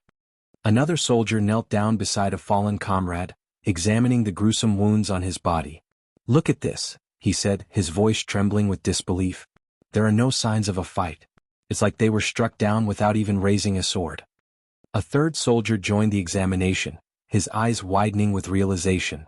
"Wait, these wounds, they look like the effects of poison," he said, his voice hushed. "But how? Who could have done this?" The soldiers exchanged worried glances, their minds racing to piece together the puzzle before them. One soldier spoke up, his voice laced with urgency. "We need to alert the Skyhall elders immediately. Something sinister has happened here and we must seek their counsel." Nods of agreement rippled through the group as they realized the gravity of the situation. They had stumbled upon a deadly trap, their comrades falling victim to an unseen enemy. Fear and confusion gripped their hearts as they prepared to carry the news to the elders, hoping to unravel the mystery of their fallen brethren and discover the true nature of the threat that lurked in the shadows. Michael concealed himself in the shadowy depths of the cave, his eyes fixed on the group of Skyhall soldiers. Curiosity gripped him as he wondered about how they came here and how they intended to return to their fortress in the sky. A soldier's gaze scanned the area, briefly falling upon the mouth of the cave. Michael swiftly ducked behind a stack of crates, blending seamlessly with the darkness. The thought of effortlessly dispatching these soldiers crossed his mind, but he resisted the temptation. Instead, he desired to uncover their method of returning to the Skyhall. If they possessed a portal or means of transport, it could provide him with a valuable opportunity to infiltrate the heart of the enemy. With caution and patience, Michael observed their movements, eagerly anticipating a glimpse of their plans. Hidden in the shadows, he remained vigilant, his mind focused on unraveling the secrets that lay before him. Silently, Michael maneuvered through the outpost, utilizing the various objects scattered throughout to conceal himself from the vigilant Skyhall soldiers. He expertly slipped behind tents, carefully sidestepped boxes, and found refuge amidst the dummies, tables, and chairs. With each movement he blended seamlessly into his surroundings, becoming one with the shadows. Hidden behind a stack of crates, Michael listened intently to the soldiers as they continued to examine the lifeless bodies of their fallen comrades. The sight of purple veins, blood seeping from eyes, nose, and ears sent shivers down their spines. "What manner of death is this? It's gruesome and painful," one soldier growled, his voice filled with anger. "Indeed, this is no honorable death. It reeks of foul play," another soldier spat, voicing his disgust. Amidst their murmurs and expressions of dismay, some soldiers raised their voices, urging their comrades to stay vigilant, aware that the killer may still be lurking in their midst. "Keep your guard up. The perpetrator may be among us. Stay alert," a soldier shouted, his tone laced with urgency. Meanwhile, a group of soldiers was ordered to venture into the cave for further investigation. Their voices resonated through the air as they strategized their next move. "Go see what lies within the cave. We must uncover the truth," one soldier commanded, determination evident in his voice. "The rest of us will make our way back to the Skyhall and inform the elders of this atrocity." Their footsteps echoed as they departed, leaving Michael with a valuable window of opportunity. He silently observed their departure, noting their destination and their purpose. With this newfound knowledge, he formulated his own plan, his mind focused on the ultimate goal of infiltrating the Skyhall and uncovering the mysteries that awaited him there. With unwavering determination, Michael fixated his gaze on the group of soldiers who were bound for the Skyhall. He knew that shadowing them would be his best chance to penetrate deeper into enemy territory. As they began their march, Michael melded into the darkness, becoming a mere specter among the shadows. Moving with the grace of a predator, Michael skillfully navigated the outpost, his steps almost imperceptible as he avoided the gazes of the remaining soldiers.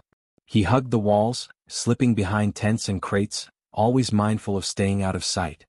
His heart pounded in his chest, the adrenaline surging through his veins as he inched closer to his quarry. Every so often he caught a glimpse of the soldiers he was tailing. Their voices murmured among themselves, discussing their mission and the urgency to report the grim discovery they had made. Michael stayed just far enough behind to remain undetected, his stealth a testament to his honed skills. The tension in the air was palpable as Michael maneuvered through the treacherous terrain, silently praying that the soldiers wouldn't glance back and catch a glimpse of his presence. He relied on his instincts, slipping into the darkest corners, blending seamlessly with the obscurity. The outpost seemed to hold its breath as Michael shadowed his targets, his movements choreographed with precision and caution. As Michael trailed the trio of Sky Hall soldiers, they came across a small cabin in the distance. Coming to a stop, they glanced back, suspicious of any followers. Sensing their scrutiny, Michael swiftly maneuvered under a nearby table, inadvertently knocking a wooden cup. Acting with lightning reflexes, he managed to catch the cup before it hit the ground and made a noise. Meanwhile, the soldiers scanned their surroundings before resuming their path towards the cabin. Seizing the opportunity, Michael emerged from beneath the table and hastened forward. Approaching the cabin's entrance, Michael positioned himself outside and discreetly eavesdropped on the soldiers' conversation. "He won't be pleased with this," remarked one soldier from inside. "I still think we should return after uncovering the source of these killings. Going back empty-handed could land us in serious trouble," complained another soldier. As he listened intently, Michael retrieved his trusty 8-legged spider, and discreetly sent it into the cabin through a narrow crack beneath the door. Observing the scene through the spider's camera feed, Michael caught sight of the 3 soldiers within the cabin. "No way. We have to inform him immediately." "Let's activate the portal," insisted the brown-haired Sky Hall soldier. With mere seconds or at best a minute to make a decision, Michael weighed his options carefully. Killing the 3 soldiers might sever his only chance of reaching the Sky Hall. Until now, he had been clueless about the actual location of the Sky Hall headquarters, and he lacked the necessary power.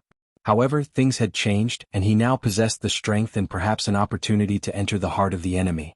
Yet, if he wasted time without eliminating the soldiers, they could vanish from his sight, leaving him in the dark. Michael had only a few precious seconds to uncover their plan for reaching the Sky Hall. Fortunately, luck was on his side as he witnessed one of the Sky Hall soldiers retrieve a silver coin from his pocket. The copper coin bore a striking resemblance to the one he had taken from Jacobus' brother. Read Chapter 838 to refresh your memories about this copper coin. Michael observed a rune on the wooden cabin wall, resembling a swirling vortex, before the soldier. Though he wasn't a rune master, his experience with Eladir had granted him some knowledge. It seemed that the coin needed to be placed on the rune to activate a portal, the probable means of teleportation. However, the predicament lay in the fact that if the soldiers placed the coin on the rune, they would be whisked away, leaving Michael with no means of reaching the Sky Hall. To prevent this, he swiftly cast the Sileni's spell, causing time to slow down within a confined bubble encompassing him and the soldiers. With the soldiers frozen in time, Michael sprang into action. He deftly unsheathed his dark sword from his back and swiftly severed the hand of the soldier holding the copper coin. The slowed time prevented blood from spraying or the soldier's scream from escaping his lips. Michael then swung his sword again, beheading the soldier, while simultaneously releasing a bolt of lightning from his outstretched finger, piercing the skull of the second soldier. With a swift motion, he cleaved the 3rd soldier in half with his sword. As the 3rd soldier perished, time resumed its normal flow, revealing the brutal aftermath in real time. Blood sprayed from the severed hand and neck of the 1st soldier while his decapitated head flew through the air. The 2nd soldier fell lifeless, a small wisp of smoke rising from the center of his forehead, indicating where the lightning bolt had struck. The 3rd soldier lay on the ground, bisected, blood staining the cabin red. However, not a single sound escaped, and no reinforcements rushed to their aid. The coin soared through the air, effortlessly caught by Michael's outstretched hand. Without wasting a moment, he pressed the skull-shaped engraving at the center of his armor. In a mesmerizing display, the armor began to shrink, folding in on itself until it vanished completely, leaving behind only a small skull. This remarkable ability was a testament to Michael's exceptional forging skills and his unique inventor trait. Swiftly, Michael stowed the skull into his system storage, a hidden compartment capable of holding various items. He then knelt beside the fallen soldier, the one whose head had been pierced by the lethal lightning bolt. Purposefully, he chose not to employ his dark sword, as he had a different plan in mind. With practiced efficiency, Michael stripped the soldier of his garments and carefully donned the soldier's silver armor atop his own attire, meticulously blending into the guise of a Sky Hall soldier. Then he took out a pale brown potion from the system storage and drank it in one gulp. "I'm coming for you, Sky Hall," Michael muttered, a fierce determination burning in his eyes. With a hint of anger flickering, he confidently positioned the coin on the shimmering rune. In an instant, A brilliant light erupted from the rune as the coin made contact, whisking Michael away from the cabin in a flash of teleportation. We have reached the mark of 1,000 chapters and I couldn't be happier. Thank you all for keep supporting me and I pray and wish for your continuous support. Now, where are my super gifts and awesome other gifts? Wink wink shamelessly. Chapter 1001. Infiltrating the Sky Hall 2 in an instant, Michael found himself standing in a vast hall that made him feel incredibly small. The sheer size of the hall was awe-inspiring, with a towering ceiling that could easily accommodate a 10-story building. As he entered the Sky Hall, Michael noticed that the potion he had consumed had caused his beard to grow thick and bushy, and his hair had lengthened into flowing black locks. Although venturing into the heart of the enemy without any prior knowledge was undeniably risky, Michael saw it as a golden opportunity to gather valuable information and, if he was fortunate, disrupt their operations from within. Gathering his wits, Michael began to walk with purpose, attempting to blend in as if he belonged there. His destination was the sole door located at the far end of the expansive hall. To his surprise, there were no soldiers present in this immense space. However, his curiosity was swiftly satisfied when a group of soldiers materialized out of thin air, utilizing the power of teleportation. This group consisted of 5 soldiers, burdened with an intriguing ancient coffin. The coffin itself had an unmistakable air of antiquity, adorned with intricate runes etched in an unknown language. Weathered cracks marred its surface, and a layer of mud clung to its exterior. Demon body, Michael whispered to himself, recalling the memories of Skyhall angels unearthing caskets containing demons' remains and transporting them to this very place. Now he had confirmation that this was the destination for those eerie coffins. As the group of soldiers carried the heavy coffin, Michael observed them closely. Their entire bodies were covered in gleaming silver armor, with only narrow eye openings in their helmets, preventing Michael from seeing their faces. "Hey you," one of the soldiers suddenly called out, his gaze fixed on Michael. "Come here," the soldier ordered, prompting Michael to swiftly comply. "Give us a hand. This thing is ridiculously heavy," the soldier requested, and Michael inwardly sighed with relief. Nodding in agreement, Michael positioned himself at the back of the coffin and grasped it firmly. To his surprise, the coffin proved to be exceptionally weighty, confirming why these fusion stage soldiers required additional assistance. Unbeknownst to them, Michael intentionally concealed his true cultivation stage, disguising himself as a mere soul-refining stage soldier. It was crucial to maintain his cover, as revealing his half-celestial stage power would immediately expose his true identity. Even though the coffin was light as a feather to Michael's immense strength, he purposely pretended to struggle, exerting effort as if it were a formidable task. He lifted the coffin alongside the others, maintaining the facade. "Thetem, which outpost were you stationed at?" one of the armored soldiers inquired, curious about Michael's assignment. "I was stationed at the outpost in Itenes," Michael replied, listening attentively as the armored soldiers let out sighs of envy. "Damn lucky bastard. We were out there in demons' graves, tirelessly digging for these cursed things," another soldier grumbled, revealing their arduous duty. "Not so lucky, I'm afraid. Before our rotation, someone mercilessly killed the soldiers who were stationed there. I was on my way to inform the elders," Michael lied convincingly, portraying a loyal soldier deeply affected by the shocking incident. "What? Why didn't you mention it earlier?" one of the armored soldiers exclaimed, clearly taken aback by the revelation. "All right, the toxic removal room is just over there. Once we place this coffin there, you can go and inform the elders," another soldier instructed, pointing towards their destination. Internally, Michael despised this risky plan. He had no knowledge of the layout or security measures in this place, making it a leap of faith. He relied solely on his adaptability and the teleportation scroll safely stored in his system storage, serving as a potential means of escape if things took a turn for the worse. This was the first time Michael had ventured into such perilous territory, fully aware of the stakes involved. Michael nodded in acknowledgement, observing the soldiers hasten their steps. As they reached the door, it automatically slid open, revealing a sprawling corridor lined with numerous rooms on both sides. Stepping out, Michael found himself amidst a bustling scene. Soldiers of various races, adorned in diverse armors, moved with purpose through the corridor, entering and exiting rooms with remarkable precision. However, what truly caught Michael's attention was the archway positioned at the far end of the corridor, through which the soldiers were passing. Glowing runes adorned the arch, indicating some form of detection or defensive array. Michael's instincts told him that these runes might unveil his true identity, exposing his disguise. He swiftly assessed the situation, his mind working at its peak as he devised a new plan to navigate through the potential threat. As the armored soldiers continued carrying the coffin, they approached a room labeled Toxin Removal. "Remember, don't mention that we kept you here, alright?" one of the soldiers cautioned. "Of course not. We soldiers have to stick together, right?" Michael responded, skillfully manipulating their emotions. Although his words were calculated, they held a deeper purpose. Having observed the angels handling the coffins during the excavation, Michael deduced that these armored soldiers were likely under their command. If the angels had been directly involved, he would have witnessed their presence. Dressed as a foot soldier himself, Michael sympathized with his companions, reinforcing a sense of camaraderie. Fortunately, his manipulation proved successful, and the soldiers opened the door.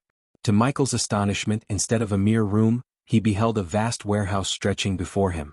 Countless coffins were meticulously stacked within, numbering in the hundreds or even thousands.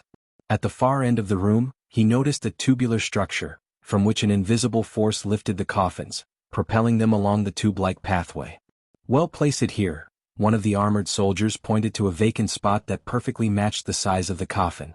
With coordinated efforts, the group of 6 carefully positioned the coffin in its designated spot. "Finished?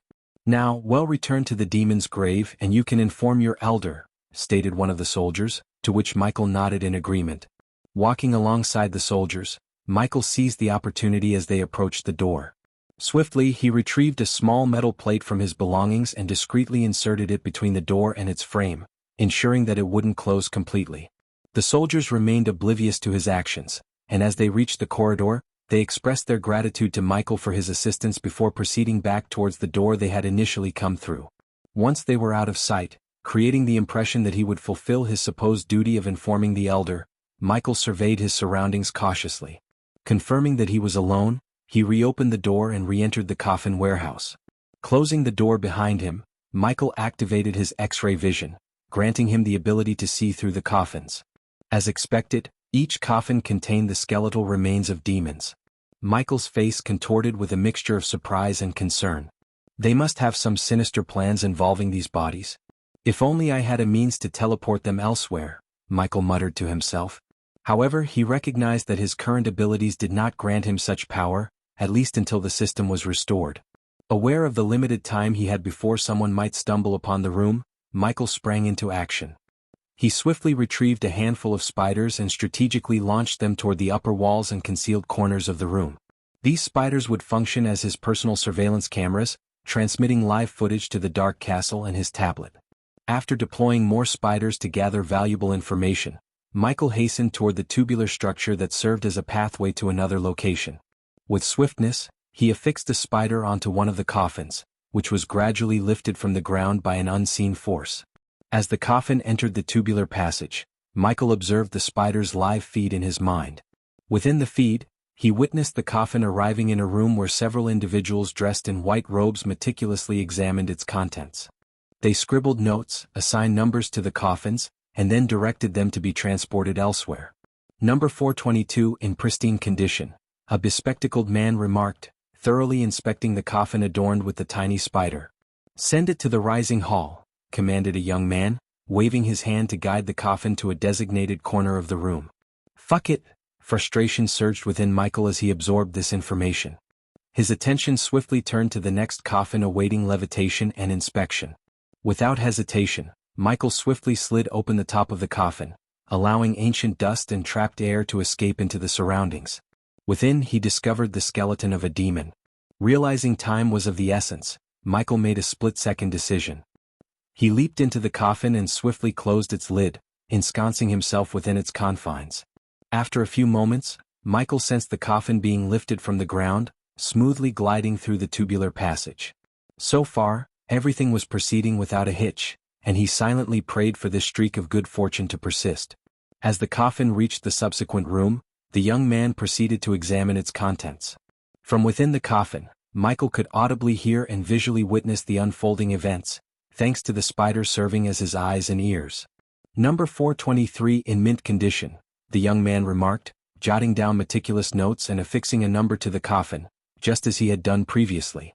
"Send this one to the rising hall," he directed, finalizing his assessment. Inside the confines of the coffin, Michael regulated his breathing and slowed his heartbeat to ensure his survival in the cramped space. As an undisclosed amount of time passed, a sudden and deafening bell echoed throughout the hall. Through the eyes of the spider, Michael witnessed a burst of red light illuminating the room. The abrupt alarm sent the workers into a state of panic, their voices filled with confusion and concern. "What's happening? Is it an emergency? Something's wrong. We need to evacuate. Quick, follow the protocol. Everyone out of the room." The room erupted into chaos as the workers hurriedly scrambled towards the exit, their movements hasty and disoriented.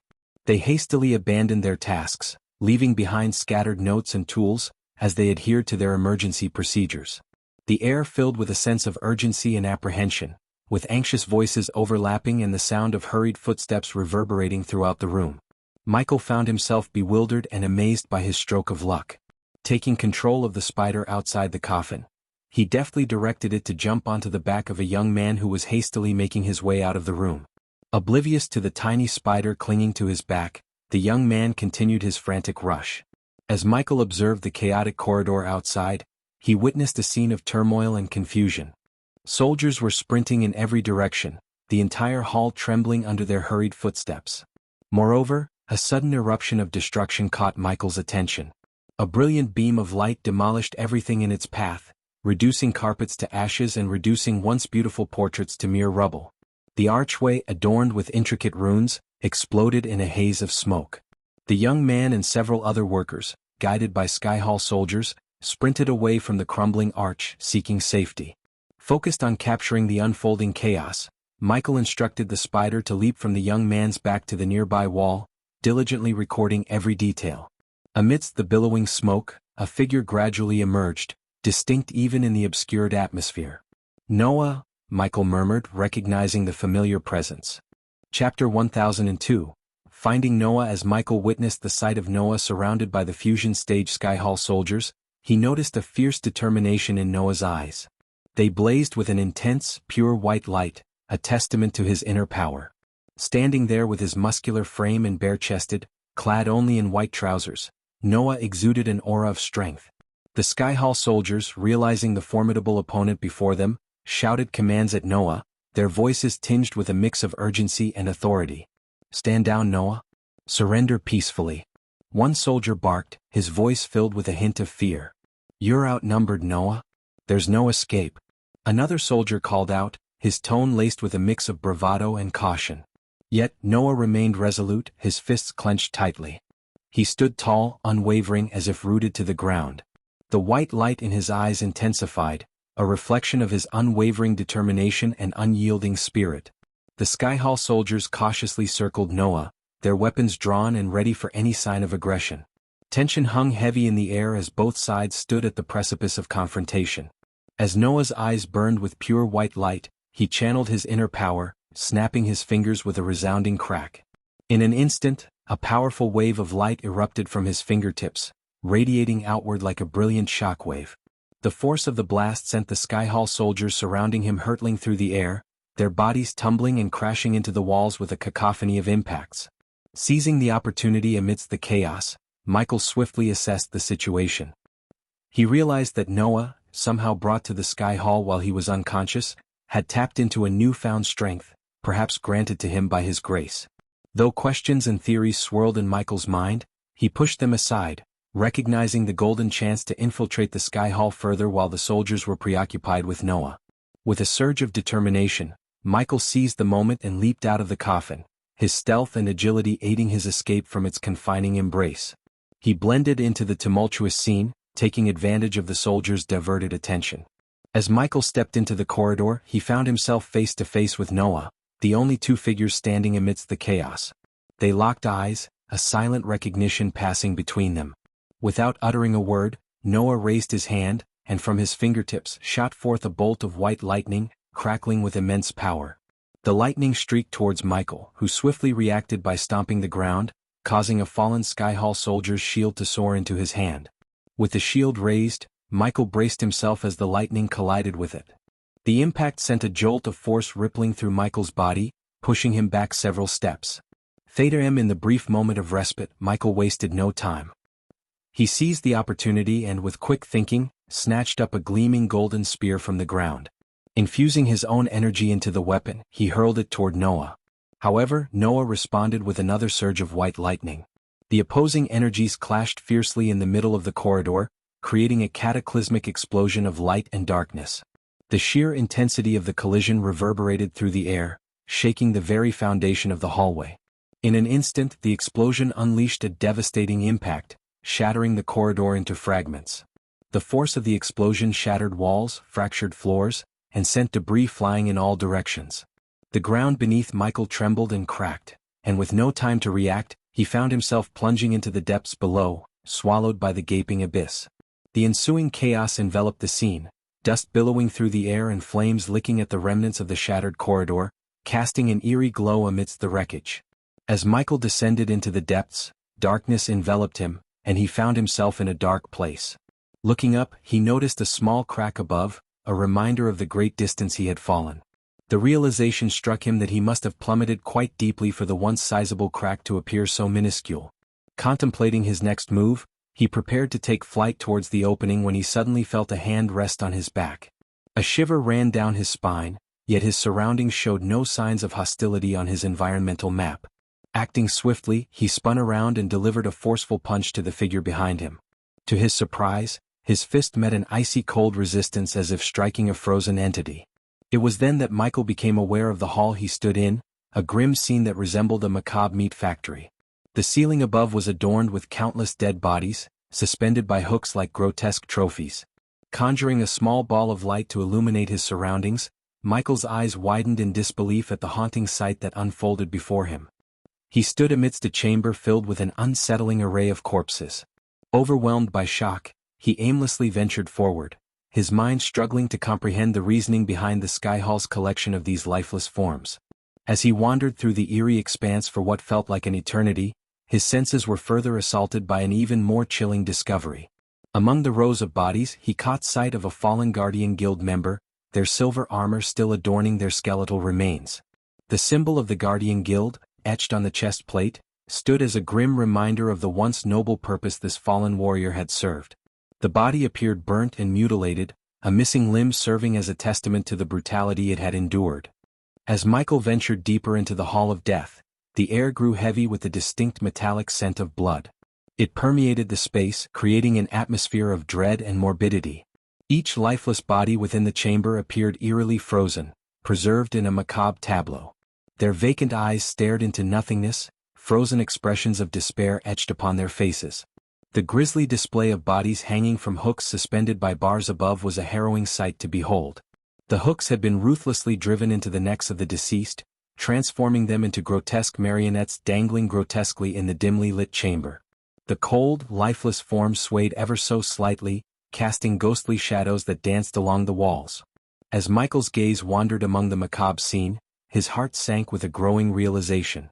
The fallen guardians, their armor once a symbol of honor and protection, now served as a haunting reminder of the devastation he had unwittingly caused. It became evident that these were the very guardians he had fought against, the ones who had perished when he unleashed destruction upon the Guardian Guild. Michael quickly established contact with his loyal servant, Aladir. It was unusual for Michael to reach out to Aladir instead of his trusted demon butler, Azazel. However, Azazel had been inaccessible since his arrival in Aitnes, leaving Aladir as the next best option. Aladir, it's urgent, Michael began, his voice filled with a sense of urgency. He wasted no time in relaying the gravity of his discovery. Use your mirror and witness what I've stumbled upon. With the spider on his neck capturing every detail, Michael transmitted the live feed to Aladir's mirror, ensuring that his loyal servant could witness the shocking scene. Aladir took a moment to process the incoming stream, and as the images unfolded before his eyes, a gasp of disbelief escaped his lips. The sheer horror of what he was witnessing rendered him momentarily speechless. He couldn't fathom the depths of the atrocities that lay within the Sky Hall. My lord, where are you? Aladir's voice trembled, his shock palpable even through the communication device. Sky Hall, Michael replied, his tone revealing the weight of the situation. The silence that followed spoke volumes, as Aladir's mind grappled with the magnitude of the revelation. Time was of the essence and Michael knew it. We don't have much time for discussion, he declared in a resolute tone. Record everything I see. Concern for his master's safety welled up within Eladir. "My lord, you must escape that place. The dangers are unknown, and we lack knowledge of the layout and security measures in the Sky Hall," he urged, his primary concern focused on Michael's well-being. But Michael's determination remained unyielding. "No. This is a rare opportunity to infiltrate the Sky Hall.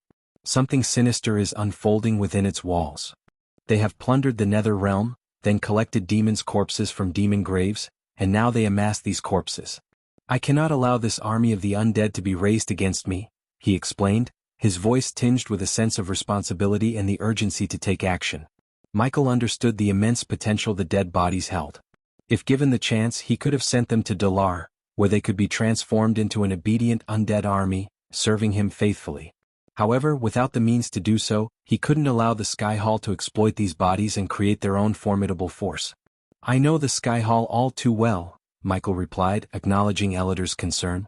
"They will undoubtedly turn these corpses into undead beings or something even more sinister," he added with a heavy sigh. Realizing the imminent threat, Michael was resolute in his decision. "That's precisely why I must destroy these bodies," he declared. While he didn't want to obliterate the demon bodies, given their rarity and potential value, he needed to find a way to utilize them to turn the tides against the Sky Hall once the system came online. Without wasting any time, Michael retrieved a container filled with highly flammable liquid from his system storage. He hurled the container into the air, causing it to burst open, and unleashed a bolt of lightning from his fingertips. The resulting explosion sent the liquid raining down upon the lifeless bodies below, thoroughly drenching them in the volatile substance. Satisfied that every body had been soaked, Michael sought an exit and discovered a door leading to an unknown hall. Before venturing further, he activated his X-ray vision to scan the next hall, revealing no signs of life. However, the absence of life was not enough to put his mind at ease. This place had shocked him repeatedly, and he remained prepared for any unexpected encounter. With a firm twist, Michael broke the lock and swung the door open. Simultaneously, he flicked his finger toward the drenched bodies, igniting a slender flame that danced through the air. Upon contact with the flammable liquid, the flame instantly erupted into a raging fire, engulfing the dead bodies in its relentless embrace. The crackling of flames filled the air, accompanied by the acrid scent of burning flesh, as the inferno consumed the corpses with a ferocity akin to a wildfire. The Sky Hall was facing a dire situation, with both Noah wreaking havoc from above and Michael setting ablaze the amassed bodies below. Noah's destruction had managed to disable the defense arrays, granting Michael a chance to venture deeper into the Sky Hall undetected. As Michael moved into the next hall, he encountered a stark contrast to the previous chamber. This expansive hall was devoid of any bodies or significant objects. It stood empty, an open space stretching out before him. Suddenly, the echoing sound of hurried footsteps reached Michael's ears. Reacting swiftly, he propelled himself off the ground with a single powerful leap, effortlessly scaling the walls to position himself on the ceiling, much like a spider observing its surroundings. From this vantage point, he watched as several soldiers, donned in dark armor, rushed into the hall with urgency. As the soldiers rushed into the hall, their footsteps echoed through the empty space. Their urgent voices filled the air as they realized the gravity of the situation. The leader of the group, distinguished by the golden lines adorning his black armor, barked out orders with authority. "Move quickly. We have a fire to extinguish," the leader commanded, his voice resonating with a sense of urgency. The soldiers hurriedly made their way toward the next chamber, their voices blending in a chorus of confusion and concern. "How did the fire start?" one soldier questioned, his voice tinged with bewilderment. "Could it be from the battle above with Noah?" suggested another soldier, trying to make sense of the situation. Amidst the rush, a soldier dared to question the decision of the Sky Hall elders. "Why did the elders keep Noah's presence hidden from us? If we had known, maybe we could have been better prepared," he exclaimed, frustration lacing his words.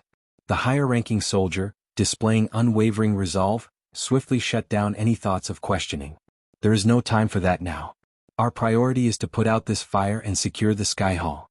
We can't waste time pondering the elders' decisions," he declared, emphasizing the need for immediate action. Their hurried voices echoed through the hall as they moved closer to the chamber, unaware of the raging inferno that awaited them. As Michael observed the soldiers rushing towards the chamber where the fire consumed the bodies, a sinister figure entered the room. This man was adorned in a dark gray garment, complemented by black gloves and boots. His appearance sent shivers down the spine, for his face exuded an aura of pure malevolence. The man's bald head gleamed under the dim light, accentuating his skeletal features. His thin, almost emaciated visage lacked any semblance of flesh, with thin brown skin stretched tightly across his skull-like face. The man's yellowed teeth, crooked and stained, added to his eerie countenance. His sinister presence was accentuated by the absence of eyebrows, leaving his eyes cold and piercing.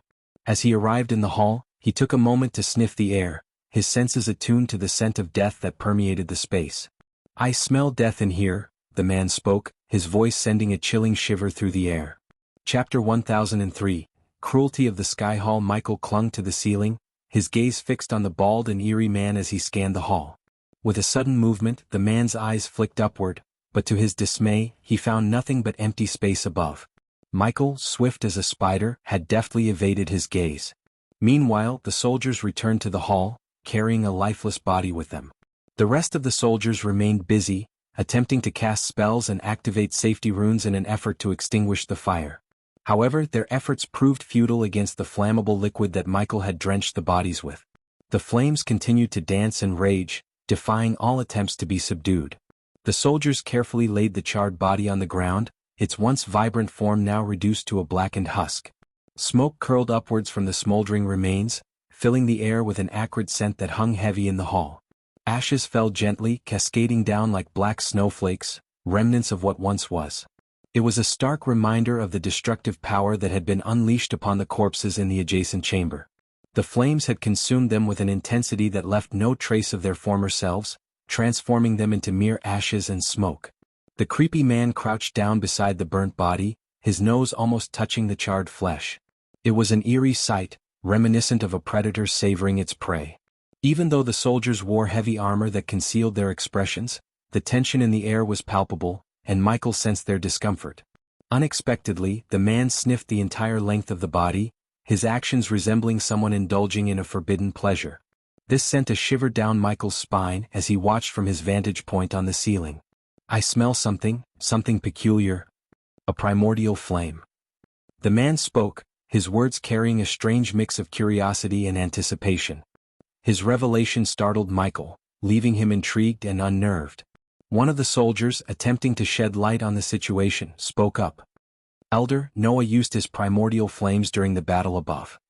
The man paused, his brows furrowing as he considered the soldier's words.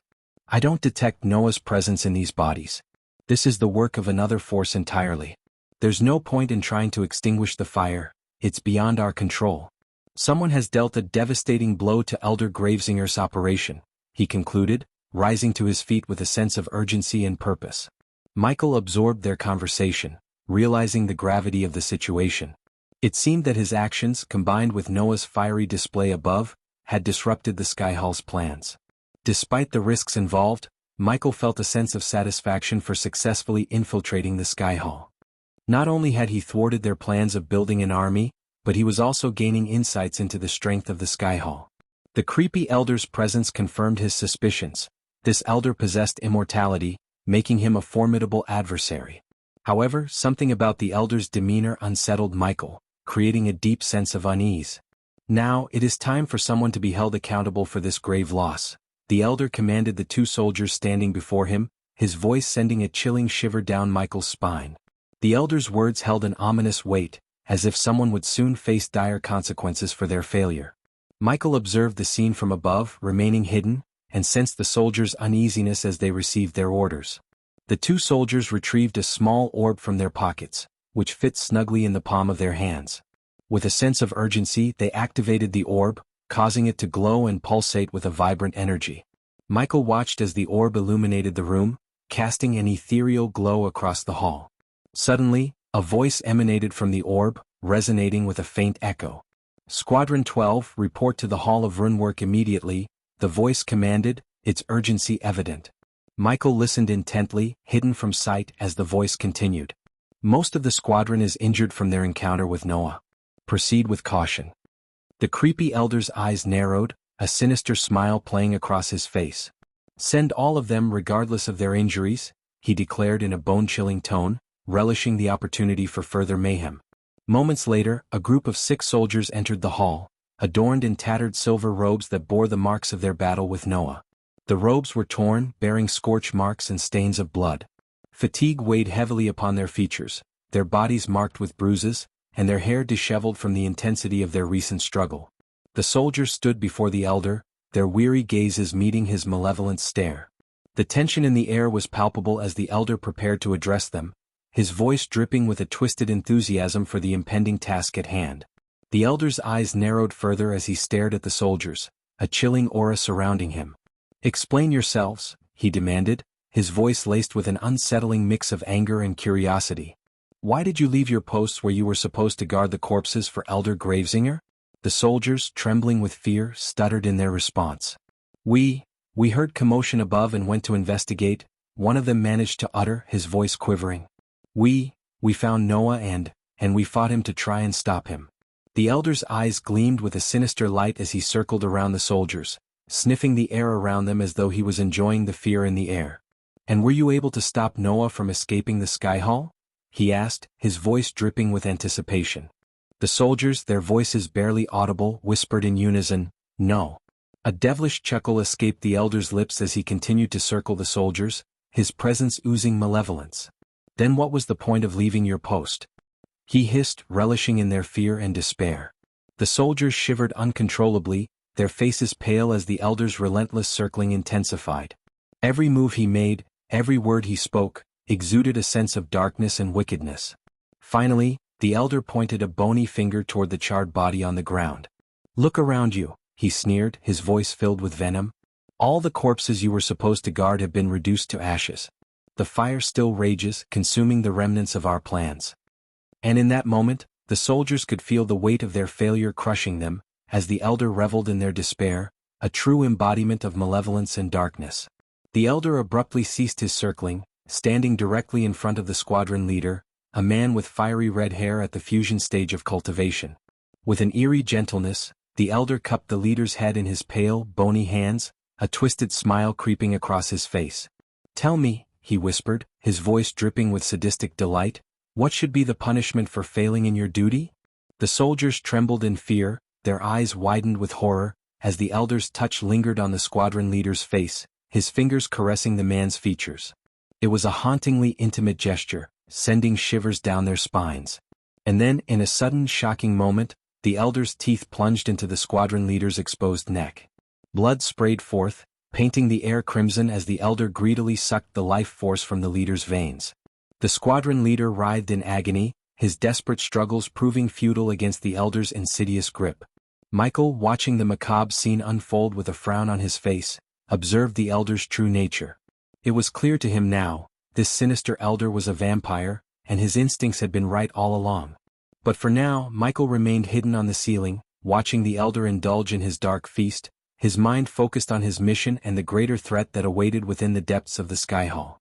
As the elder continued to drink the lifeblood of the squadron leader, a sudden burst of light erupted throughout the hall. Runes inscribed on the walls and floor ignited, their ethereal glow casting an eerie illumination. Simultaneously, a deafening alarm blared, its piercing sound resonating through the chamber. Michael recognized the familiar robotic voice he had heard earlier from the orb, echoing through the hall. "Intruder alert. Death detected in the Hall of Runework. Dispatching soldiers for immediate investigation," the voice declared. Slowly, the elder lifted his head, revealing a face drenched in the blood he had consumed from the squadron leader. His teeth were stained crimson, a chilling smile forming on his twisted lips. "Ah, it is I, Elder Deathhead, who snuffed out a life," he declared, his voice dripping with sinister satisfaction. "The voice recognition confirms Elder Deathhead's identity. The alarm will be deactivated shortly," the robotic voice announced, its tone devoid of emotion. Elder Deathhead's twisted smile widened, his eyes gleaming with malevolence. He relished the chaos he had caused and reveled in the fear that permeated the air. The soldiers, trembling in fear, watched as their squadron leader's lifeless body slumped to the ground, blood pooling around it. As the voice announced the imminent deactivation of the alarm, the runes around the hall slowly dimmed, returning the chamber to its previous darkness.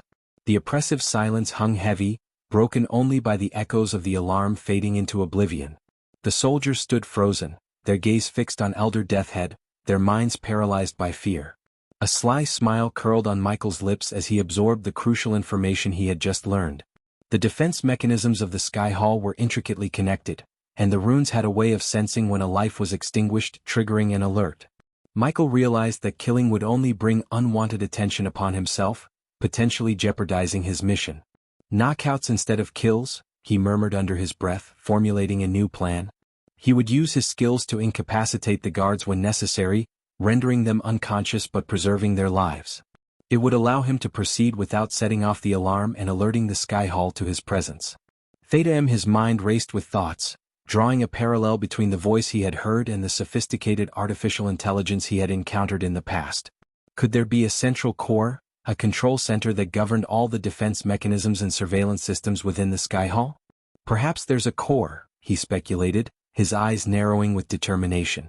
If he could locate and neutralize that central control, he might gain the upper hand and disrupt the Sky Hall's operations even further. But first, he needed to navigate through the treacherous halls and encounter more clues that would lead him to this elusive core. With newfound resolve, Michael ventured deeper into the heart of the Sky Hall, his mind buzzing with strategies and possibilities. He knew that his mission had just become even more complex, but he was determined to uncover the truth and put an end to the sinister plans that unfolded within those walls. Slowly, Elder Deathhead slowly rose from his crouched position, a twisted smile stretching across his face as he surveyed the remaining members of the squadron. Their leader's body now appeared shriveled and mummified, a ghastly sight that sent shivers down their spines. The Elder's cold gaze fixed upon the terrified soldiers, his eyes gleaming with a wicked delight. With a chilling voice, he addressed them, his words dripping with malevolence. "You have failed in your duty and betrayed the Sky Hall. Such incompetence deserves a severe punishment." The soldiers, trembling and panic-stricken, pleaded for mercy, their voices filled with desperation. "Please, Elder Deathhead, we were only following our leader's orders. We didn't know it would come to this." The Elder merely chuckled, paying no heed to their pleas. He turned his attention to the black-armored soldiers standing nearby, their presence intimidating and foreboding. With a casual wave of his hand, he issued a chilling command. "Throw them into the fire. Let them burn with the bodies they were supposed to guard." The squadron soldiers' screams echoed through the hall as they begged for forgiveness, their voices laced with terror and remorse. "No, please. We didn't mean any harm. We were just following orders." But their pleas fell on deaf ears as the black-armored soldiers, devoid of compassion, delivered swift punches, knocking the squadron members unconscious. With a callous disregard, they dragged their limp bodies towards the door leading to the hall where the bodies were burning. Michael, hidden in the shadows, watched with a furrowed brow. He knew he had to act carefully, avoiding detection while finding a way to intervene. The scene before him was a harrowing testament to the cruelty that permeated the Sky Hall. Chapter 1004. Michael being the sneaky assassin. As the two black-armored soldiers dragged the unconscious squadron soldiers toward the door leading to the hall where the bodies still burned, they exchanged grim remarks about their unfortunate fate. "These poor souls had the misfortune of catching Elder Deathhead's attention," remarked the first soldier, his voice laced with a mix of pity and indifference. With a creak, the first soldier swung open the door, unleashing a wave of searing heat that washed over them. Ignoring the intense heat emanating from within, he callously tossed the lifeless body he was dragging into the fiery abyss. Inside the hall of burning corpses, soldiers battling the flames shouted angrily at the black-armored soldier who had disturbed their efforts. "Yo, get over here and lend us a hand with the runes. We need assistance." The first soldier turned to his companion, a cold determination in his eyes. "Keep dragging them and throwing them into the fire," he commanded, his voice devoid of sympathy. "They'll go and see what's wrong with the runes." Without hesitation, the second soldier continued his grim task, each unconscious soldier meeting the same fiery fate. Meanwhile, the first soldier ventured into the chaotic hall, making his way towards the malfunctioning runes as the smell of the burning corpses permeated through the air. As the second soldier made his way back toward the unconscious squadron soldiers, Michael's sly smile grew wider. He had formulated a cunning plan to delve deeper into the secrets of the Sky Hall. With impeccable timing, as the soldier descended directly beneath him, Michael swiftly descended from the ceiling, landing with a precise and powerful punch that knocked the soldier unconscious. It was a calculated strike, carefully suppressing his strength to avoid killing the soldier. Moving swiftly, Michael wasted no time. He immediately removed the silver armor he had been wearing and put it away in his system storage. Disguising himself was second nature to him, and he deftly donned the black armored soldier's attire, blending seamlessly into the role. Like a chameleon changing its colors, Michael transitioned from disguise to disguise, utilizing his adaptability to navigate the intricate web of the Sky Hall undetected. As Michael lifted the unconscious black armored soldier, who was now stripped down to shorts, he propelled the body upward with a forceful throw. The soldier soared through the air, propelled by the strength of Michael's throw, until he reached the lofty heights of the ceiling. With a quick flick of his wrist, Michael produced a small vial containing a shimmering, silvery potion. With calculated precision, he hurled the vial towards the suspended soldier. As the vial made contact, it shattered upon impact, releasing its contents in a burst of energy. In an instant, a translucent web-like substance enveloped the soldier, encasing him in a cocoon of magical threads. The cocoon adhered to the ceiling, clinging tightly to the surface, remaining hidden from prying eyes. The web cocoon, now plastered to the ceiling, concealed the soldier's presence, effectively removing him from sight. It was a clever maneuver, ensuring that no one would stumble upon the unconscious soldier as Michael continued his covert exploration of the Sky Hall. Disguised in the black armor, Michael lowered his helmet, concealing his face from view. With a cold and determined gaze, he surveyed the unconscious soldiers lying before him. Playfully, he muttered to himself, "I must look and act the part," his voice devoid of any mercy or compassion for the Sky Hall soldiers. In his mind, they were his enemies and he felt no sympathy for their fate. Without hesitation, Michael began to drag the limp bodies, one by one, towards the hall where the corpses continued to burn. As he approached the door, a searing wave of intense heat washed over him, signaling the inferno raging within the hall. Undeterred, he pushed the door open, bracing himself against the scorching air that greeted him. With precise aim, Michael hurled the body he had been dragging into the raging fire. It was a ruthless act, symbolizing his complete disregard for the fallen soldier's fate. The flames greedily consumed the body, adding it to the macabre pyre of burning corpses. In that moment, Michael's determination remained resolute, his purpose unwavering. He was willing to go to any lengths to achieve his mission and bring justice to the Sky Hall, even if it meant killing everyone in his way. As Michael continued to toss the unconscious soldiers into the engulfing flames, a scene of horror unfolded. The intense heat and searing pain jolted the soldiers awake, their screams piercing the air. Desperate to escape the merciless inferno, they stumbled and tried to crawl away, their bodies engulfed in panic and agony. Yet, the black-armored soldiers remained unmoved, their indifference echoing in the face of such suffering. With a flick of their hands, the black-armored soldiers unleashed powerful spells upon the struggling soldiers. Arch energy crackled through the air, striking the victims with brutal force. Thunderous blasts sent shockwaves through the hall, further fueling the already raging flames. Each spell intensified the heat, making the fire burn hotter, as if the very air had turned into a scorching furnace. The soldiers' attempts to escape were swiftly thwarted by the merciless spells, rendering them unconscious once again. They fell to the ground, their bodies singed and battered, their futile struggle against the merciless fate extinguished. Amidst the chaos, Michael observed with a mixture of curiosity and grim determination. He noticed the runes that adorned his own armor and that of the other black-armored soldiers.